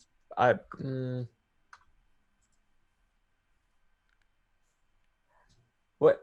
Skull and crossbones is poison damage, not necrotic damage. Okay, great. Oh, that could have been so much better. This is going to be 19 points of poison damage. What does it look like when you drop this fool? He currently has his Warhammer above his head. He's cheering that he dropped Hish. He's not paying attention to you as this attack will hit. So Albus has like the 3 like dancing eyeballs or dancing glowing lights in front of him.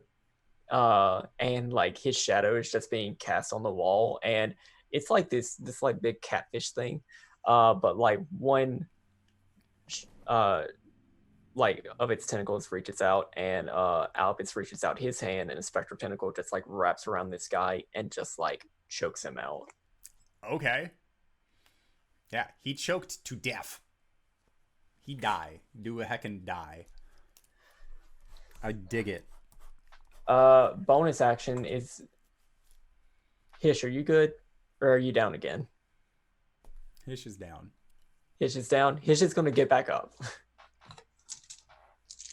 Shit, no, he's not because I used a fucking spell. Okay.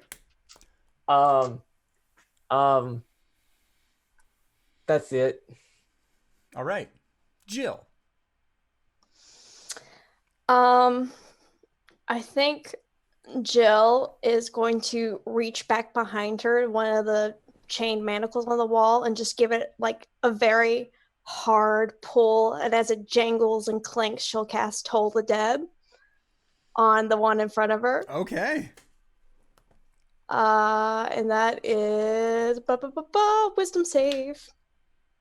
That is a 15. Just fails. All right, you're gonna take, I think, oh wait, it's fucking 2d12 because it's been hit. Yes. Silly me. I have a chance to use my d12. Yay. For 12 points of necrotic damage. So as the chains begin hitting against the ground, each time they do, almost like a droplet of water into a pond, how it has that rippling effect, you see that same ripple hitting against the stone, just echoing out in this reddish hue. The figure is no longer breathing or moving. They seem to have seen way more than they were expecting to see through this tolling of the dead, and they keel over, no longer moving. Jill, is there anything you would like to do as a bonus action? Yeah, let's just pop another one of those healing words in Hish. And she's just gonna be like, get up. But I'll cast it at we'll cast it at second level this time. Okay. Can't use all my third level spell slots, sorry. 2d4 plus 5, bam, 11. Okay, so Hish, you gain 11 HP. You guys have dealt with all of the Sahuagin that were trying to stop you from breaking out of your cells. And that is where we are going to go into our break for the evening. It is a little bit later than we normally go into them, but you guys were in the throes of combat, so we kind of had to make do with the time that we have. So we are going to try and be back in 5 to 10 minutes, so don't go no place unless it is to grab a food, grab a drink, grab a friend, or possibly go to bit.ly/adventuremerch. Let us pick something up nice, or maybe just let us know how we did. I look forward to reading the reviews. So, we are going to be back shortly. All right, everybody. Bye-bye! And we're back! Hello, everybody! It is time for the continuation of the final enemy, part 3 in our Ghosts of Saltmarsh game. So, you guys have, so far, surrendered, gotten into prison, broken out of prison, and you've been in this Sahuagin camp for all of, 20 minutes. 30 minutes tops. So, in the room that you guys currently find yourself in, you have gotten past the gates that were blocking off the holding facility that you guys were being kept in. Hish, you're not looking the best right now. You have a lot of bite marks, a lot of stab wounds, probably a couple broken ribs from the dude with the warhammer who just wasn't letting up. But you guys are free. To a point. We need to find Ulman. And our stuff, but I predict that Ulman will be among our belongings.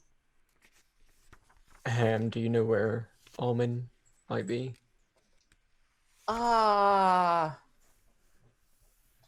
With our stuff. Excellent thinking. Indoor, with the information that I would have gotten. Baby, it's okay. It's okay. With the information that I would have gotten off of the dead Sahuagin, would I know where our stuff is, or would I know if that's something that I would be able to know if I took its form? I would say that yes, you are able to know where your things are. at least where they would be located. From the understanding that you got, there is a hallway that is through an archway at the southern end of the room that you guys are currently in. So looking down, it is to your front and left. There's an archway that leads down a pathway, and you know from the guard whose memories you briefly acquired, that is where your things would be. Okay. And would I need to assume its form to be able to act on that, or? From what you are aware of, it's usually just like a box, like a lockbox of sorts. It doesn't matter one way or the other. You could be yourself and access this box, or you could be a Sahuagin and do it. There's no like magical deterrent on this. Okay. Okay. Just wanting to make sure I'm not like stretching this ability in your game. Yeah, of course. Actually, I think I might know where it is. And I'll start walking in that direction. Okay. Great. Jill just kind of like follows, but it's just like, huh? You what? Ham follows happily behind. Hish is following as well. Okay. So as you guys go down this hallway, it curves, it takes a harsh left-hand curve, and then there is a little bit of a straight, and then at the end of this like 20-foot long hallway, you can see that it curves to the right. And as you are progressing down, you actually hear the sounds of what sounds like clinking and chinking of what could be stonework or stones being worked on by some sort of metallic force. You're not necessarily sure where it is coming from, but you can hear it. It sounds like it's almost on the... It's coming from deeper down the hallway that you guys are actually going to. And as But we would have to pass this in order to get to our stuff. From what you are aware with the guard memories, no. Okay. So as you round this corner, you can see that there is a path that continues straight, and then there is another one that goes on the left-hand side. You know what we totally forgot? There was someone else in the cell. Just a passed out person. I think Jill's just gonna be like, wasn't there someone? Should we? Maybe in a minute. Maybe once we get our stuff. Yeah, maybe in a minute. Okay. Okay, sounds good. So are you continuing? That's why we can't cut to break. All right, so we're still going to the lockbox. Okay, so you know that that is going to be towards your left. And upon arriving into this room, you see that this room contains several neat piles of hammers, chisels, mining picks, sledgehammers, crowbars, spades, wicker baskets, sacks, and coils of rope. And likewise, there is also the... it doesn't actually look like there is any kind of lockbox for your things. You know that they are supposed to be here in this room, but you do not see them inherently. Huh. Thought they would be here. Jill's just gonna start searching through piles to maybe see if stuff has been mixed in. Okay. You guys can make perception checks if you would like. Has it been 10 minutes? I would say at this point it has been roughly around 5 minutes. Okay. Jill, you're still galaxy brained. Sure. You know what? I'm gonna go ahead. What? Do you have a D6? D8. Okay, so I'm just gonna totally buff things up in my favor. So 28. Okay. 11. 28, 11, 19. 19, 12. 12. Okay, so everyone except for Hish finds that there is that against the far wall of this room, there is a portion of wall that doesn't necessarily line up with the rest of the wall. And looking at it, you can actually see that there is that there's something different about this wall. Make investigation checks. As Jill and most everyone except Hish is kind of like, there is a portion of wall that is not the way that it should be. But Hish, you're like, these fucking lizard people. Why do they make things this way? Big old nasty 3. 9. 11? Okay. Yeah, so you know that this is a section of wall that will most likely lead to another chamber. Can I push on it? You certainly can. Make a dexterity save. 24. Okay. So you are only going to be taking half of this, which is pretty good. 2. So that is half of 14. As you go to open up the door, you see that there is a rune that quickly becomes apparent on this door that seems to activate as you go to push it open, as a blast of cold air actually tries to buffet you away. Thankfully, you are a very nimbly bimbly ham and are able to dodge out of the way after taking most of this. But you see that this arcane rune that has found its way onto this door looks like it is in a cooldown state, so you are able to open up the door fully after having activated this trap. And when you do, and you look inside with your dark vision, you can see that this plain room contains several items of interest. There is a leather cloak that hangs on a peg on the wall to your right. Opposite the cloak, propped up against the east wall, stands a full suit of human-sized plate armor. Further into the room, 3 shields are piled onto the floor, and finally a coffer lies at the far end of the room, its lid closed. As well as next to it is the lockbox that you know most of the things that are taken from prisoners are stored within there. So the lot of you then go in, I'm guessing, shut the secret door behind you just in case. And you are within this very dark and dim room, other than the lights of Albus's 3 totally not eyes lighting up the room, so that way he is able to see as well. Can we put these items in your bag of holding, Albus? Yes, or you could put them in the other bag of holding that we still haven't given an owner.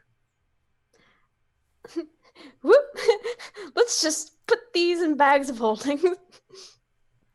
You should just put the bag of holding instead of a bag of holding. I'm sure it's fine. Save some space. No. Do we have time to take a rest to reattune to items?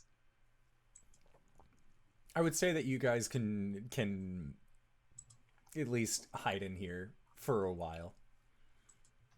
I think Ham first thing dances over to the cloak and like puts it on and looks at you, Hish, and is like, "How good do I look?" Yeah, Hish laughs and he goes, "You look fantastic. You look fantastic, Ham." Jill's gonna go over to the lockbox and give it kind of a little tug to see if it's locked. It is not.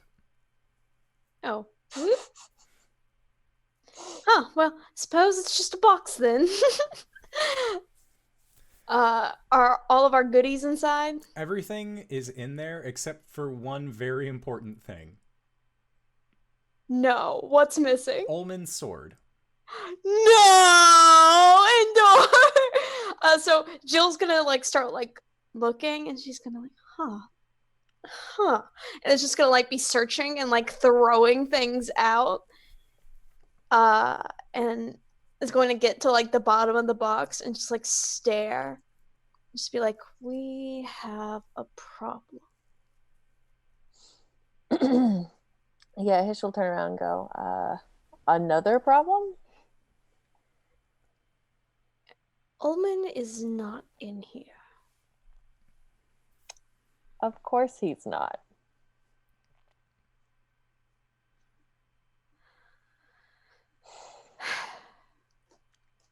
Right, get back your stuff.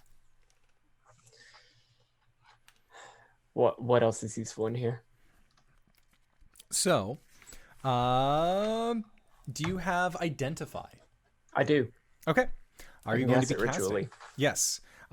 So you find out that the cloak that is hanging across the wall is a cloak of the manta ray, which is quite useful for swimming and doing all of those sorts of things.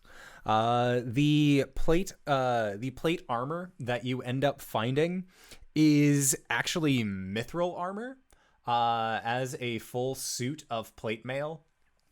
And inside of the coffer, it looks like there are 12 potions of water breathing.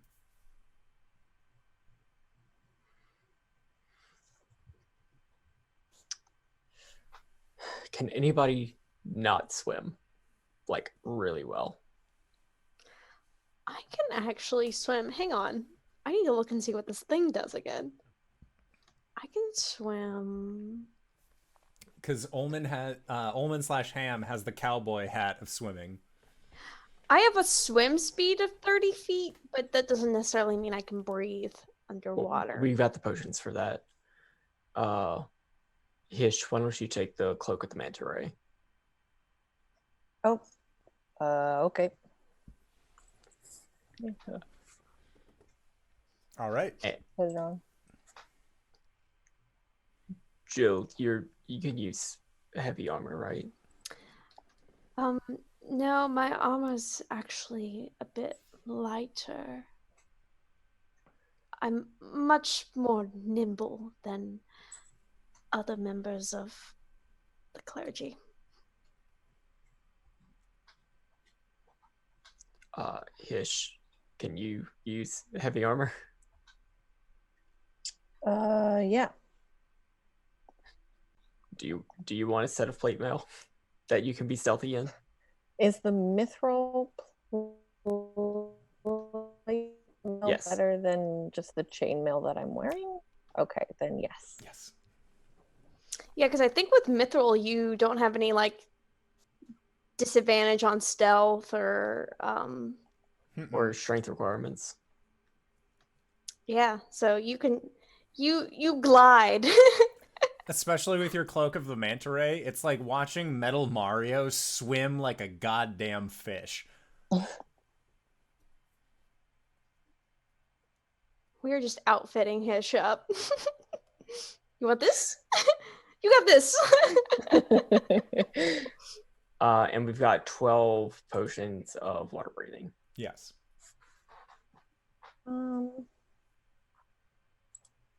I'll hold on to those. Or should somebody who can't breathe underwater hold on to those? Probably that. Jill, do you have the second bag of holding? I suppose I could Ulman hold on. has had it for a bit, I think. Okay. Ulman, you hold on to it. Because Jill's Documancy satchel is technically also a miniaturized bag of holding. It's Ulman's turn to have a bag. You get a bag of holding. And Wait, you get a bag of holding. Fuck, it's not Ulman, it's Ham. Just Ham. Ulman isn't you right now. This is Ham. Why? Because he's dead? Ulman not here? All right, Well, and the potions were in the coffer, right? Yes. Okay, so there's nothing else of use here. No. Do we have time to take a short rest and reattune to our equipment? I will say yes. You guys are like stealthed out here currently. As far as you're aware, the Sahuagin are on alert to look out for you, but you feel like you are in a relatively good situation, having sequestered yourself away. So yes, I would say you all can go through the benefits of having taken a short rest. So roll up them hit die, get all that health back, get your spell slots if you are a short rest spell slot kind of person. All of it's good.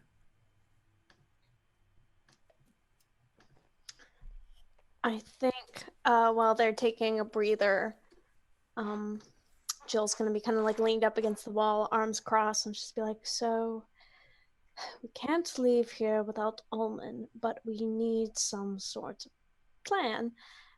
And ideally, we could also try and accomplish our initial mission, which was to get a lay of the land."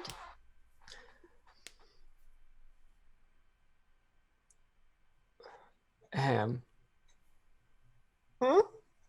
are you more... Would you like to go about my plan of subterfuge? Yeah. There are 3 very dangerous fugitives loose in this stronghold, and I'm absolutely sure that they would need to be brought to the chieftain, being so dangerous that they've already broken out of one cell. Him don't speak Sagugu. That's fine. I might be able to. Okay.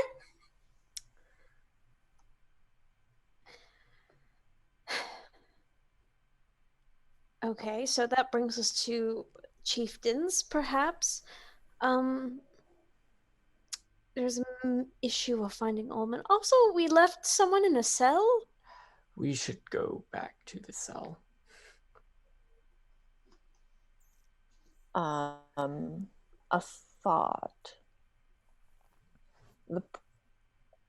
The things that I am currently wearing and that we had owned might belong to that individual.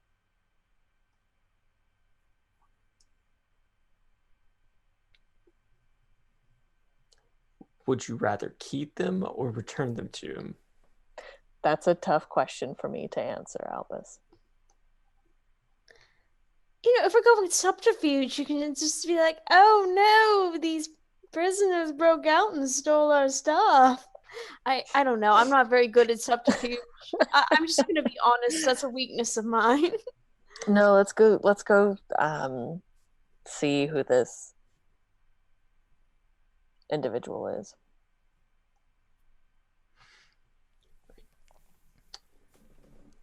So,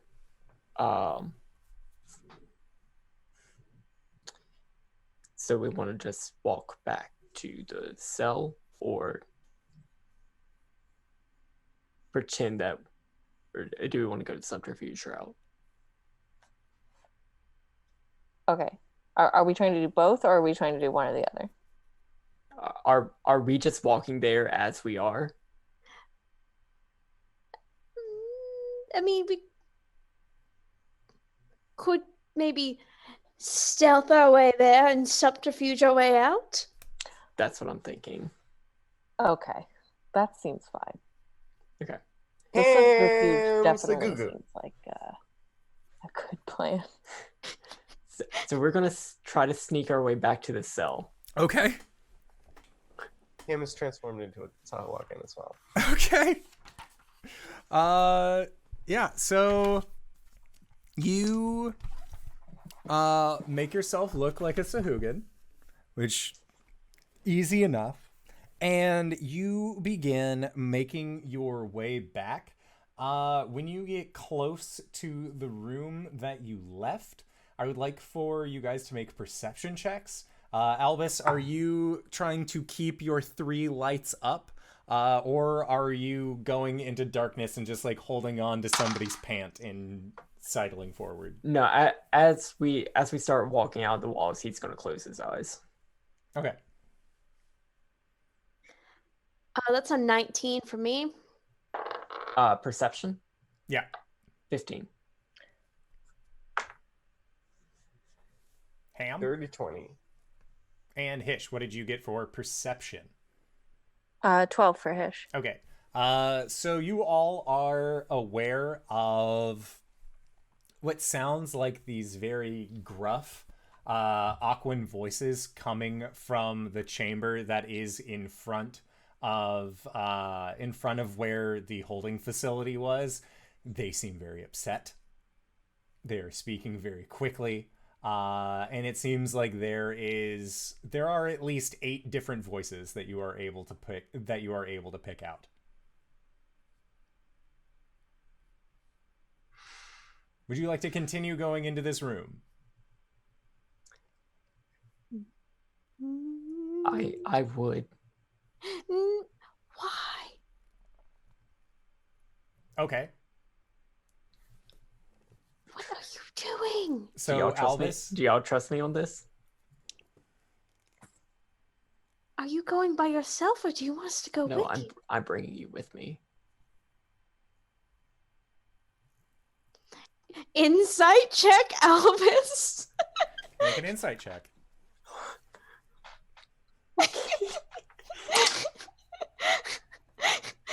26. What does a 26 get Jill, Albus? I'm going to assume the form of the Sahuagin we killed, and with Ham bring y'all in and talk to them. What is the cooldown for Mantle of Darkness? As soon as I use it, I have an hour Okay, to stay in that form. got it. Okay. The insight check was more of a how confident is Albus? Does Albus actually have an idea, an action? But I think this tells her enough, and she'll be like, Albus is a perfect being. This plan cannot fail. oh, famous last words. Jill is going to be like, whatever you're planning, Albus, this better work. Right. Can you please tie your hands together?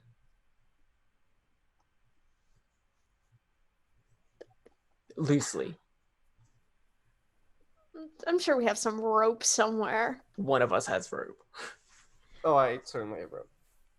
Probably like 200 feet of rope combined. Ham, you're a Sahuagin.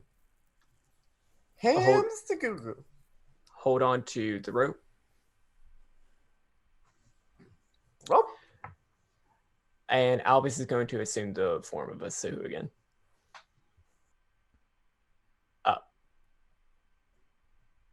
Yeah, this is just a psychic projection, but yes, this was my plan. Okay, Sakuku. let's do this. Now, Andor, I have enough knowledge to pass myself off as this person. Does that mean I can speak Sahuagin? You cannot speak a language you do not know. We will make it work. Okay. Can I like bandana my mouth? I'll say yes. Okay. Make a history check or a nature check. History is 22. You know that Sahuagin don't typically bandana their faces. Like, in Sahuagin fashion, this is not a thing commonly done.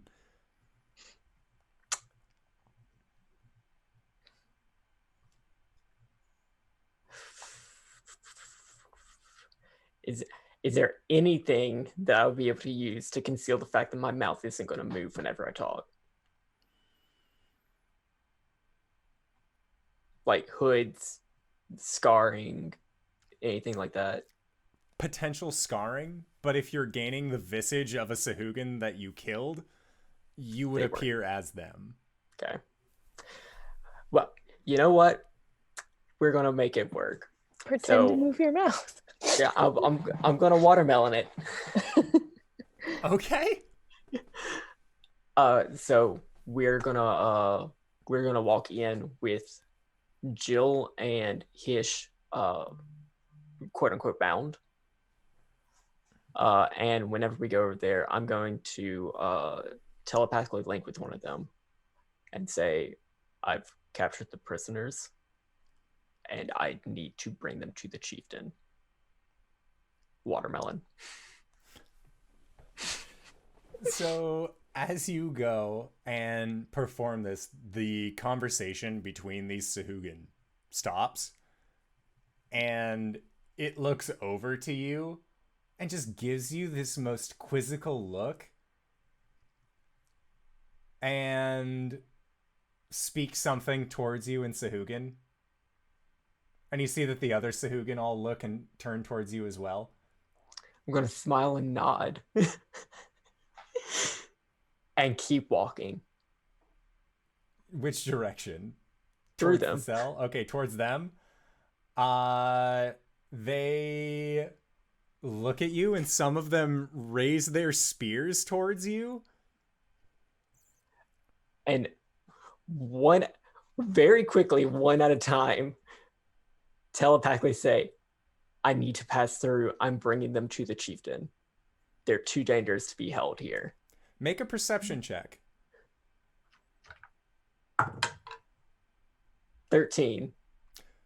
Propped up against the wall is the Sahuagin that you are currently impersonating.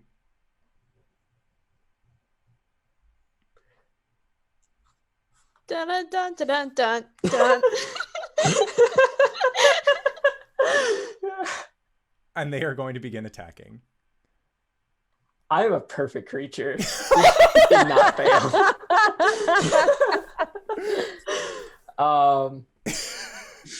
Okay. Like for everybody to make initiative checks. Jill's gonna develop trust issues.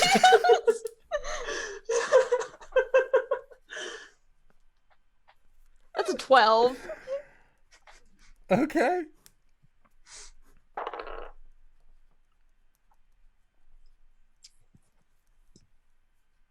So 17 for a Hish. Okay. Ham, what'd you get? Math 23. Okay. And Albus, what'd you get? 19. Okay. Sounds good. Let me roll some heckin' initiative here. I love this game. Indoor's just like, I love these idiots. Albus has an intelligence of 14.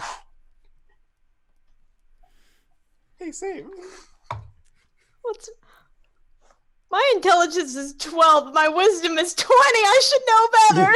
Unfortunately, My my wisdom is 12. intelligence is currently somewhere else. Okay.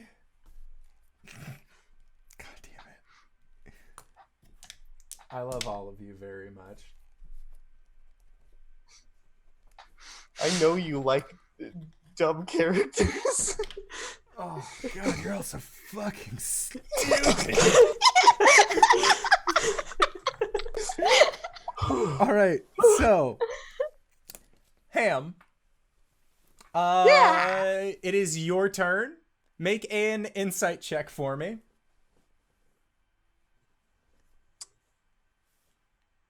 13? Albus is a perfect being. This plan is going totally according to his plan. Obviously, you guys are going to be making the trade-off soon. You don't speak Sahuagin, so this is a very tense situation. Okay. Albus. Admittedly, this what isn't going as well as I'd hoped. Or wait, Attack! sorry. There is somebody who goes before you, which is one of the Sahugans that you see has a warhammer, and they are going to go after you because they assume you are a traitor. Or again, as Phoenix Vic described so perfectly in our chat, Kenny's dead. You're not Kenny. And they are going to try and do a warhammer unto you. Are you damaged at all? No. Okay. That is about to change. They got a 27 in order to hit. That is 6 points of bludgeoning damage. All right. Then they're going to make a second attack towards you. Oh my god! I shit you not. Cool. Another Love natty it. 20. Hey, Love so it. those are player dice. They're not DM dice. Yeah, you need to swap those out with some proper DM dice. I've been rolling the Ak Inc ones too. So that is a total of 10 points of bludgeoning damage. Between the two attacks or just with this one? Just with this one. Okay. Okay, so that is it for its turn. When your form is interacted with, does it break at all? Mm-mm. Okay, so yeah, you are just this Sahuagin who is currently getting battered by one of the coral smashers.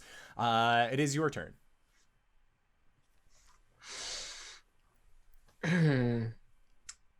Does this guy who just attacked me look like the biggest threat? He, from what you're able to ascertain, you believe that this is one of the larger threats. Yeah.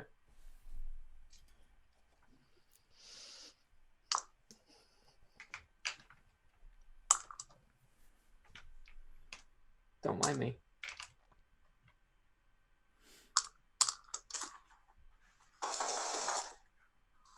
I'm attacking with my rapier. Okay. With Hayatoki's claw. Does a 19 hit? A 19 totally hits. Roll for damage. Okay, so that's going to be 2 plus 2, 4 points of piercing damage, Okay. 5 points of psychic damage, and then I'm going to spend a use of Bardic Inspiration to put 10 more points of psychic damage on that. Okay, so how much again? That's 4 points of piercing, Okay. 15 points of psychic. Oh my god. Okay. There is like blood is coming from the tear ducts and the nose on this creature. It looks like you have made his brain swell with pain. And y'all saw the 3 points of light, and the spectral tentacle is just like pierced through him as this jewel claw also digs into his skin. Because this is what my boy gave me. All right. So next up, That was my action. yes. For my bonus action, I would like to give Hish a point of Bardic Inspiration, and I would like to use my Stronghold feature, Encouraging Inspiration. So Hish, until you use this Bardic Inspiration die, your proficiency bonus is going to go up by 1. So all of your attacks, all of your skill checks, just add 1 to them. Okay. Nice. How long is that for? Until you use your Galaxy Brain. So you're just whoop, whoop, whoop, whoop, whoop. Feels good. All right. Hish, it is delightfully your turn. Yay! I would like to delightfully hit these fuckers with my scimitar. All right, take your pick. There are 2 that have warhammers. The rest have spears. Uh-huh. And you can see that there are... Make an insight check. Sure. That is 12 plus, what is my insight? 6. Okay, so with an 18 insight, you have been on the seas enough to recognize that there are 2 Sahuagin priestesses that are also here with the rest of these units. So you are able to pick out that 2 of these are more of a spellcasting type of class rather than just the initial like come up and beat down. Am I able to reach the priestesses? Yeah, you can reach any number of this group. Okay. I'd like to do my first attack on one of the ones with a warhammer. Okay. Oh no. So 13. Okay. Does that hit? A 13 actually does not hit the warhammered individual. You'll have to say that again. I A didn't 13 catch it. does not hit the one with the warhammer. Okay. On one of the priestesses instead. Okay. 18. That totally hits. Yay. And I would like to use a superiority die to make that where is it? Where is it? Sweeping attack? What does sweeping attack do? When you hit with a melee weapon attack, you can expend 1 superiority die to deal damage to another creature within 5 feet of the original target and within your reach. Nice. Equal to the number you roll on the superiority die.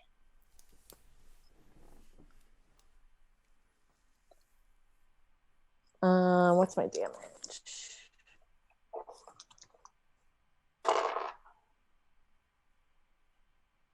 So 14 fire damage.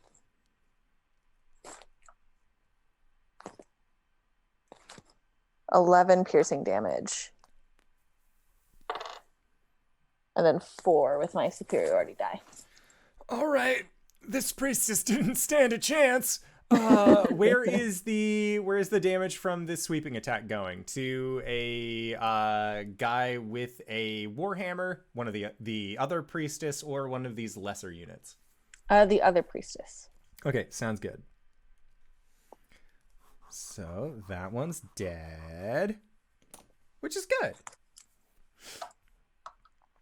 All right, so next up is the priestess that just took some damage from you, Hish.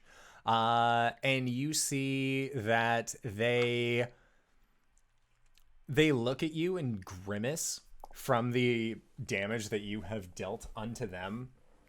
And they reach into their pocket and you see them grab a handful of shells, and then they just crush the shells into dust in their hand. And when they do, they rear back as a bolt of radiant energy appears, and they are going to cast a guiding bolt towards you. They fail. They got a 7, and you're in plate mail, so 7 very much does not deal plate mail damage for that. So, next up, Jill. Jill, there are still 7 Sahuagin that are currently in this chamber. Okie dokie, Smokey. Let's see.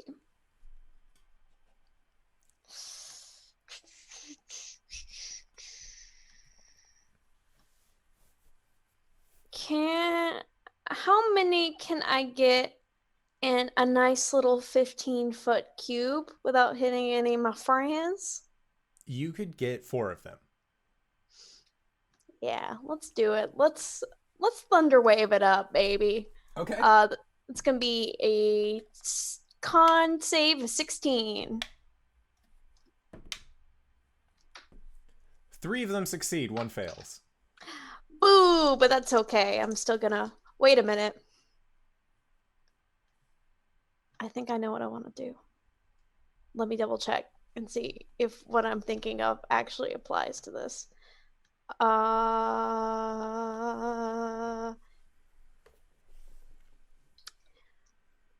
would like to channel divinity and use destructive wrath. So instead of rolling for my lightning or thunder damage, I just do max damage. So that'll be 8 for the ones who succeeded, but 16 for the one who failed. Okay. So the spiral on her hand is just going to be bright, fierce red as like this wave of energy comes out from her, this thunder energy. Okay. So yes, they have taken all of this damage and they are just seeing this red spiral, and as you continue to cast this magic, they don't know how to necessarily deal with this. They are seeing it, and you can see that there is a little bit of fear that is with the Sahuagin as you just end up exuding this powerful magic. And as you do, the thunderous wave is the sound of a chain link just snapping in half. So how's the one that took 16 damage doing? Oh, he's not looking too good. Okay. He's looking pretty messed. So next up is one of the ones with the Warhammer who is going to try and, let's see, what do they want to do? They call out towards you, Ham. And it seems like they like motion towards the group, and they're curious as to why you're not helping them.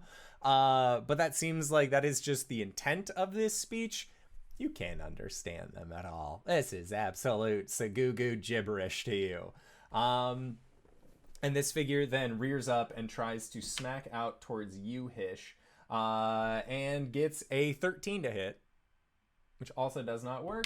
And then a 25 to hit against you for a total of 10 points of bludgeoning damage. All right, so then next up, a lot of them are going to try and rush you, Jill.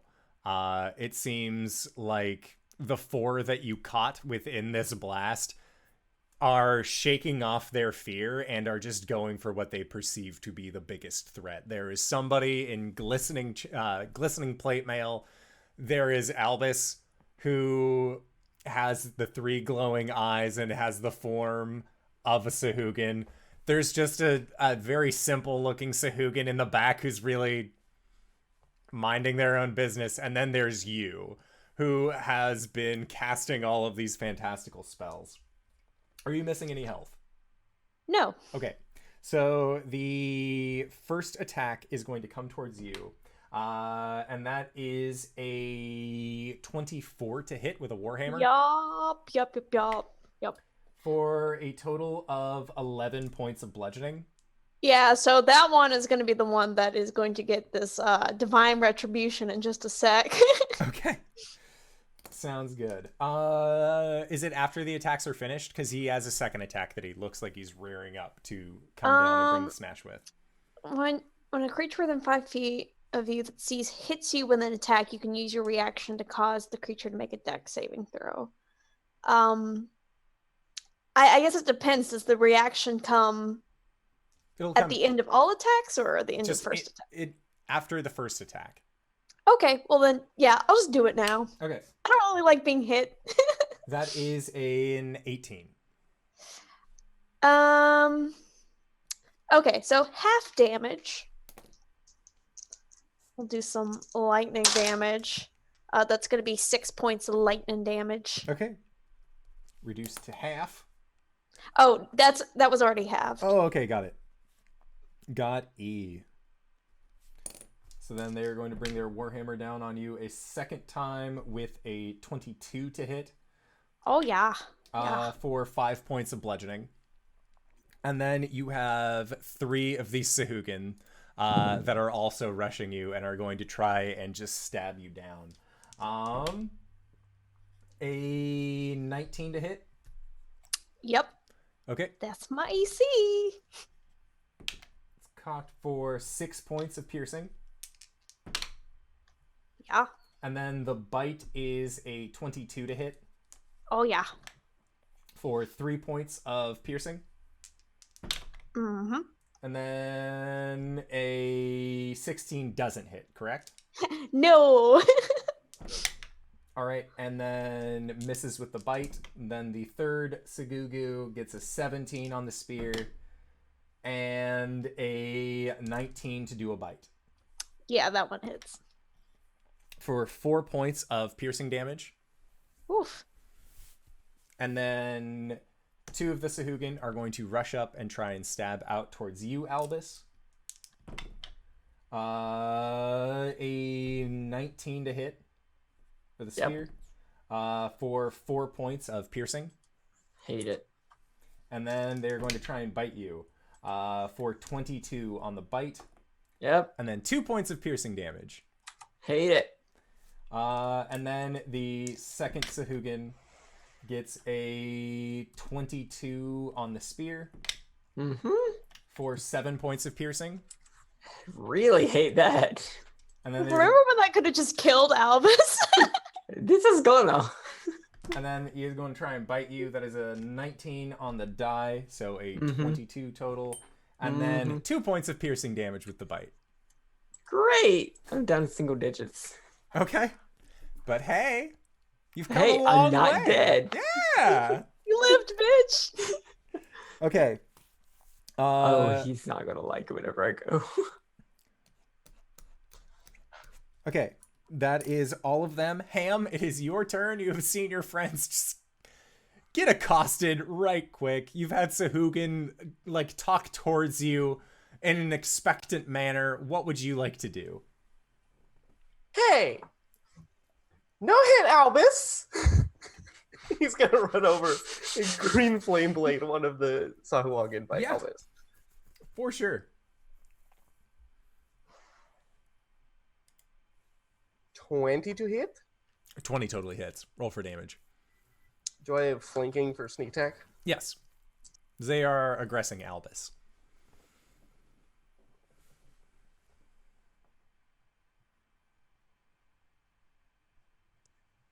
Takes 11 slashing damage and 6 fire damage. And the other Sahuagin there takes 6 fire damage. Okay. Are you attacking one of the ones with a warhammer? Or one of the regular ones? The other one that just probably the Warhammer one. 'Cause Okay. It's probably closer. So, Warhammer Boy is stabbed to death. You quickly dismiss him, and then what was the fire damage? Oh, sorry. I thought you were asking which one the fire damage was going to. Oh, I'm okay. stabbing one of the regular boys because Okay. they were the ones that last actively attacked Okay. Albus. Sounds And then good. fire damage to the Warhammer boy. And how much was fire? 6. Okay. You actually kill both of them. So that's pretty good. Yeah, so you managed to kill this young Segugu, as well as kill the Warhammered one that was also aggressing upon Albus, which is good, because that one was also next up in initiative order. So Albus, it is now your turn, unless, Ham, you have anything you would like to do as a bonus action. No. What poor fortunate souls are left? There are currently 6 Sahuagin. Fuck. Okay.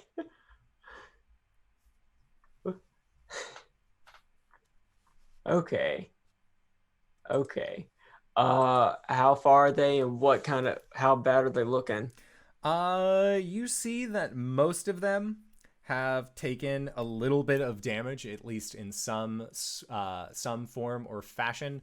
Most of them at this point are focusing up on either Hish or Jill as the ones that were aggressing upon you. Ham killed 2 out of 3. So you still have one directly in front, and they are also looking a little worse for wear. Okay.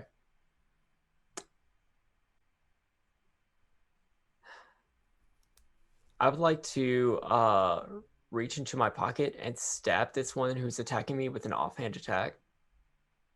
Okay. As a bonus action, I do fully intend to attack another Sahuagin with my main hand weapon. Sure. Get some double stabbies. So it's this. I don't add the damage, but I still add my proficiency. Yes. Okay. Okay, this one misses. This was a 9 to hit. No. Okay, so I'll stab this one with the main attack and stop being cocky. This is 18. 18 totally hits. And this is with Hyadokita's Claw. 4 points of piercing damage, 7 points of psychic damage. Okay. Yeah, the Sahuagin that you stab in front of you just drops. Okay. That was bonus action. Okay, sounds good. So then next up, Hish. How many Warhammer boys do we still have? Just the one. Just the one. Okay. Yeah, Hish is gonna slice at the Warhammer one with his scimitar. Okay.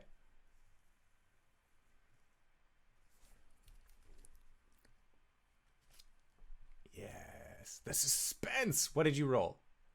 Does a 14 hit? Just hits. Roll for damage. Yay. I'm also gonna make a sweeping. Okay. Sounds good. Roll them dice. 11 fire damage, 9 piercing damage, plus 3 with the superiority die. Okay. And are you having that slash through the priestess again, or are you having it hit one of the other base Sahuagin? The priestess again. Okay, sounds good. Yeah, because the Warhammer boy that was in front of you just goes down, no problem. Mm-hmm. Also did. So next up is the priestess, and she is going to disengage and then begin running. Bitch, where are you going? Very, very quickly down the hallway that you guys actually just came from. And that is it for her turn. Next up, Jill. Can I still see her? If you use your move, yeah, you could totally still see her. How many people are engaged with me?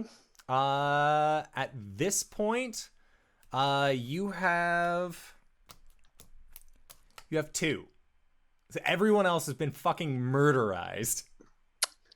Fuck it. We'll take the chance. Yeah, I think she's gonna pull away and go to the door and just like spell snipe a little guiding bolt in her direction. Okay, you are going to be taking 3 piercing damage from the first hit, and then the second does not hit you. Okay. But let's see if I can hit this Sagugu. What is my +8? Okie dokie. 15. You hit. Roll for damage.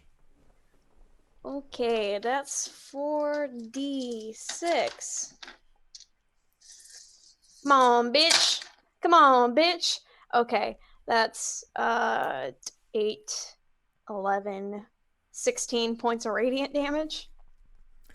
She's still up, but she is glowing and very injured. Jill's just gonna be like, fuck, can someone take care of this? Jill, you know that if you use the rest of your movement, you could get within 5 feet of them. Yeah, she'll keep going. She'll keep going. Okay, sounds good. Is it a bonus action or an action to drink a potion? It is an action. Okay. Yep. Well, we'll do that later. Okay, sounds good.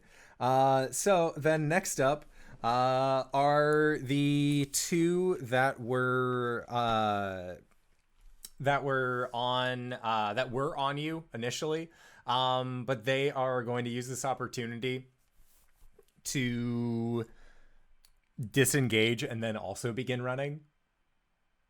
And you see that one goes down the hallway that was to the right-hand side of the room, and the other actually goes back towards the front of this fortress that you guys have entered into. It looks like they are breaking up, going in 3 different directions. What would you like to do? As Ham, it's Great. your turn to start. I think Ham will move after whichever one was closest, whichever entrance is closest, Okay. and start just shooting Eldritch Blasts at them. Okay. Make an attack roll. 14? That'll hit. 10 damage. Okay. This creature takes it in the back and then is continuing to just like stumble forward. It looks like you dealt them a serious wound, but they are still able to move. How far are they away?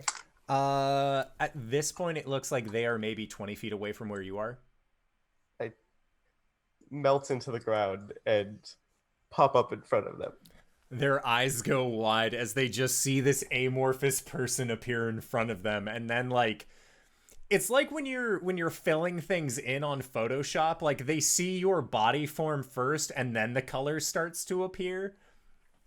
They are not pleased, to say the least. Albus.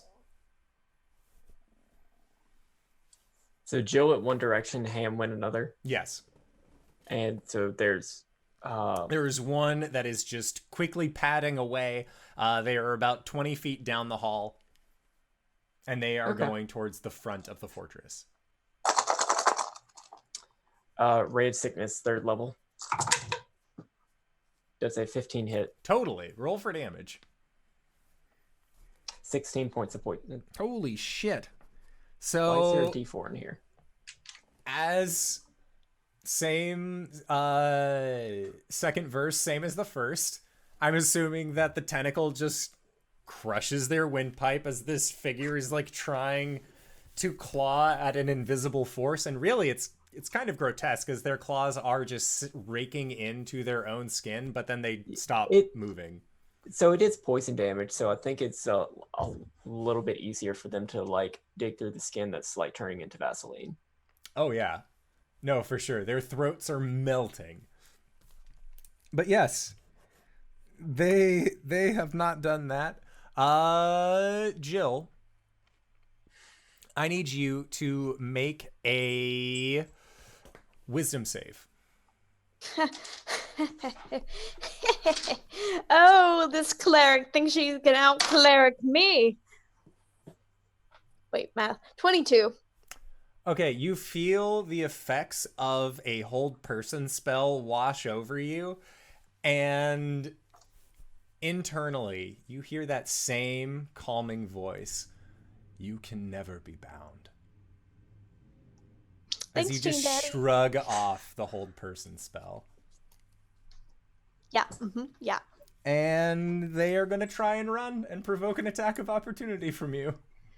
Gonna take out the flail. And they're gotten bolted, right? Yeah, They so are. at advantage. Take this big old flail to the face, my friend. Okay, that is going to be 21. That'll hit. Roll for damage. For 4 points of damage. Okay. There is a sickening cracking sound as this figure goes down from your flail sinking into them. And as their blood kind of begins to pool out onto the ground, there is just this sense of reassurance deep within you. So, Jill, that was happening before you. So next up is Jill. I think she's just gonna like pick up the body and just kind of like throw it somewhere where it's not immediately in the hallway. Okay. Um. You can just throw it back into the holding cells. Okay. Yep. Just. Whoop. Would that be an action? I'll say that's your interaction to drag this Yes, over. my object interaction. They're dead. It's not like they're a person. Yeah, I think she's going to take this opportunity to drink up a potion real quick before she heads back to the room where everyone else was. Okay. So let's do 2d4 plus 4. Huh. Okay, that's 5 plus 2, 7. Okay. 7 points of healing. Sounds good. Next up is the Sahuagin that was trying to run away. It's feeling threatened because Ham has just teleported themselves in front. And I shit you not. That's another natural 20. Ban those dice. I'm not even Eat gonna them. feel bad about that session where I rolled like 4. This has been so dumb. No Eat longer. the dice. You take 12 points of piercing damage. And then they're gonna try and bite you.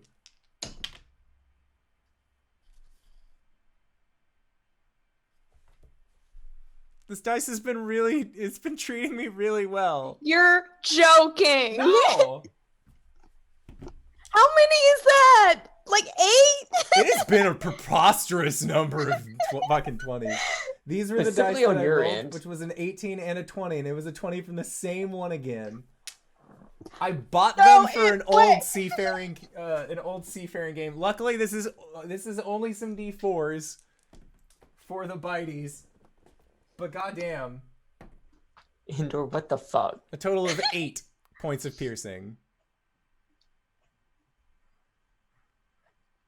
Okay. And then it's gonna try and run. It'll provoke an attack of opportunity.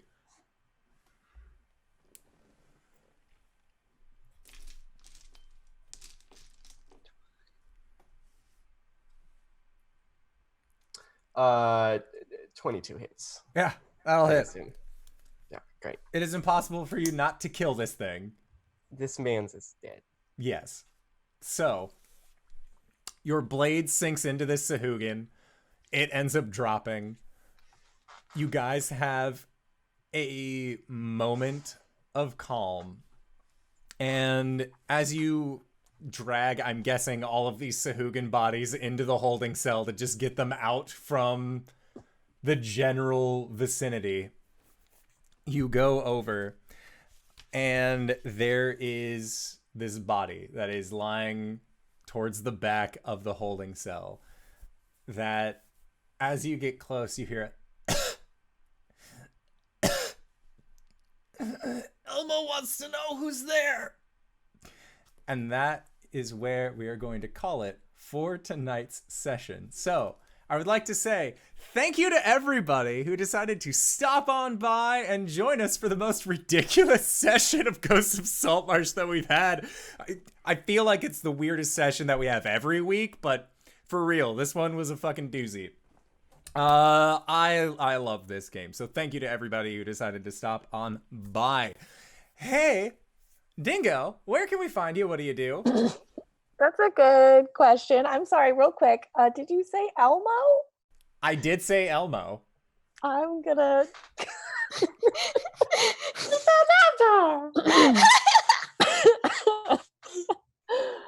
You can find me on Twitter at WheresMyDingus. Every Tuesday you can find me on Off the Table playing Alas for the Awful Sea. Every other Wednesday you can find me playing Burning Wheel there. Thursdays you can find me here. And I think that's it for right now. Excellent. And Reeves, where can we find you? What do you do?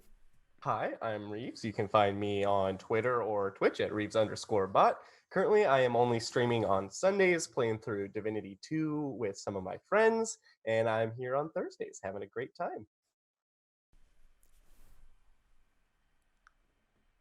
Hi, I'm Cyber. You can find me at CyberWolf1201 on Twitter, where I shitpost and say things like, hey, the vampires in Twilight just use psionics. Changed my mind.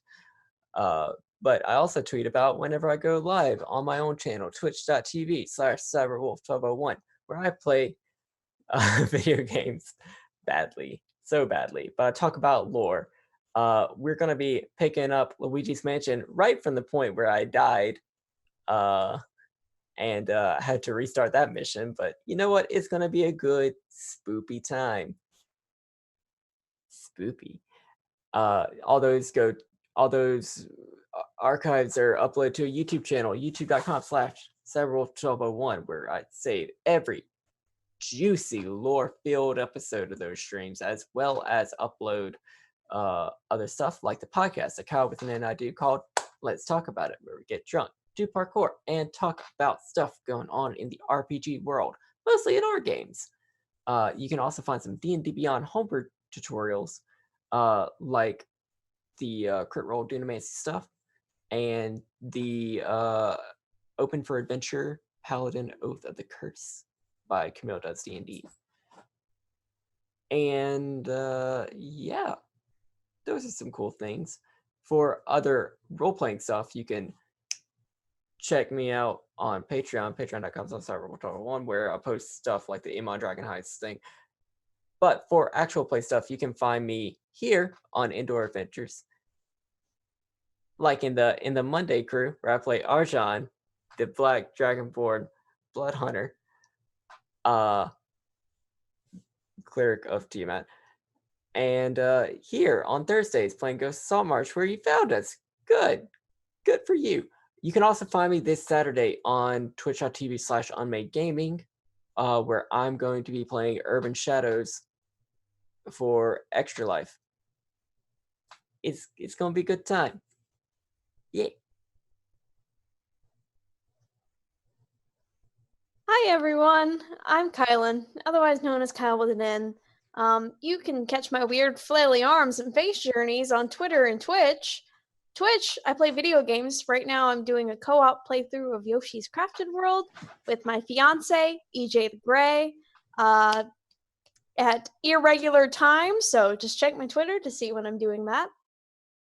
In terms of other RPG content, you can catch me along with Dingo in Alas for the Awful Sea, Tuesdays on Off the Table. If you want to strictly listen to me through your ear holes, I'm in 2 podcasts. One of those Connor talked about, Let's Talk About It, YouTube, Anchor.fm, other podcasting services. The second podcast just released its 3rd episode this Monday, Cape Lorelei. It's an Urban Shadows actual play podcast, also produced by Off the Table. Yeah, it's a good time. Check it out. And if you have made it this far, you probably already know who I am. But if you don't, hey fella, what's up? It's me, your buddy, your pal, your friend, the Indoor Adventurer, the showrunner here at twitch.tv/Indoor Adventures. We do the show Monday, Tuesday, and Thursdays at 5:30 p.m. Pacific Standard Time, all for your viewing enjoyment. If this is your first time joining us, though, consider going to youtube.com/Indoor Adventures to check out the VODs, or go wherever podcasts are made available. We are under the same moniker. It is a good time. However, right now we are going to be going into our Patreon-supported after show called Nights in the Courtyard, where we answer questions not only from each other, but also from the community at large. So if you had any questions to these players or to me about the events of tonight's game, feel free to go on by to our Discord, go to the questions for the Courtyards chat, and drop us a line, and we will do our best to actually respond in due time. But that is all for tonight's session. So before we leave, I would like to again say thank you to everybody who decided to stop by. Thank you to these wonderful players for putting up with my bullshit once again, and we will see all of you guys next time. All right, everybody. Bye-bye!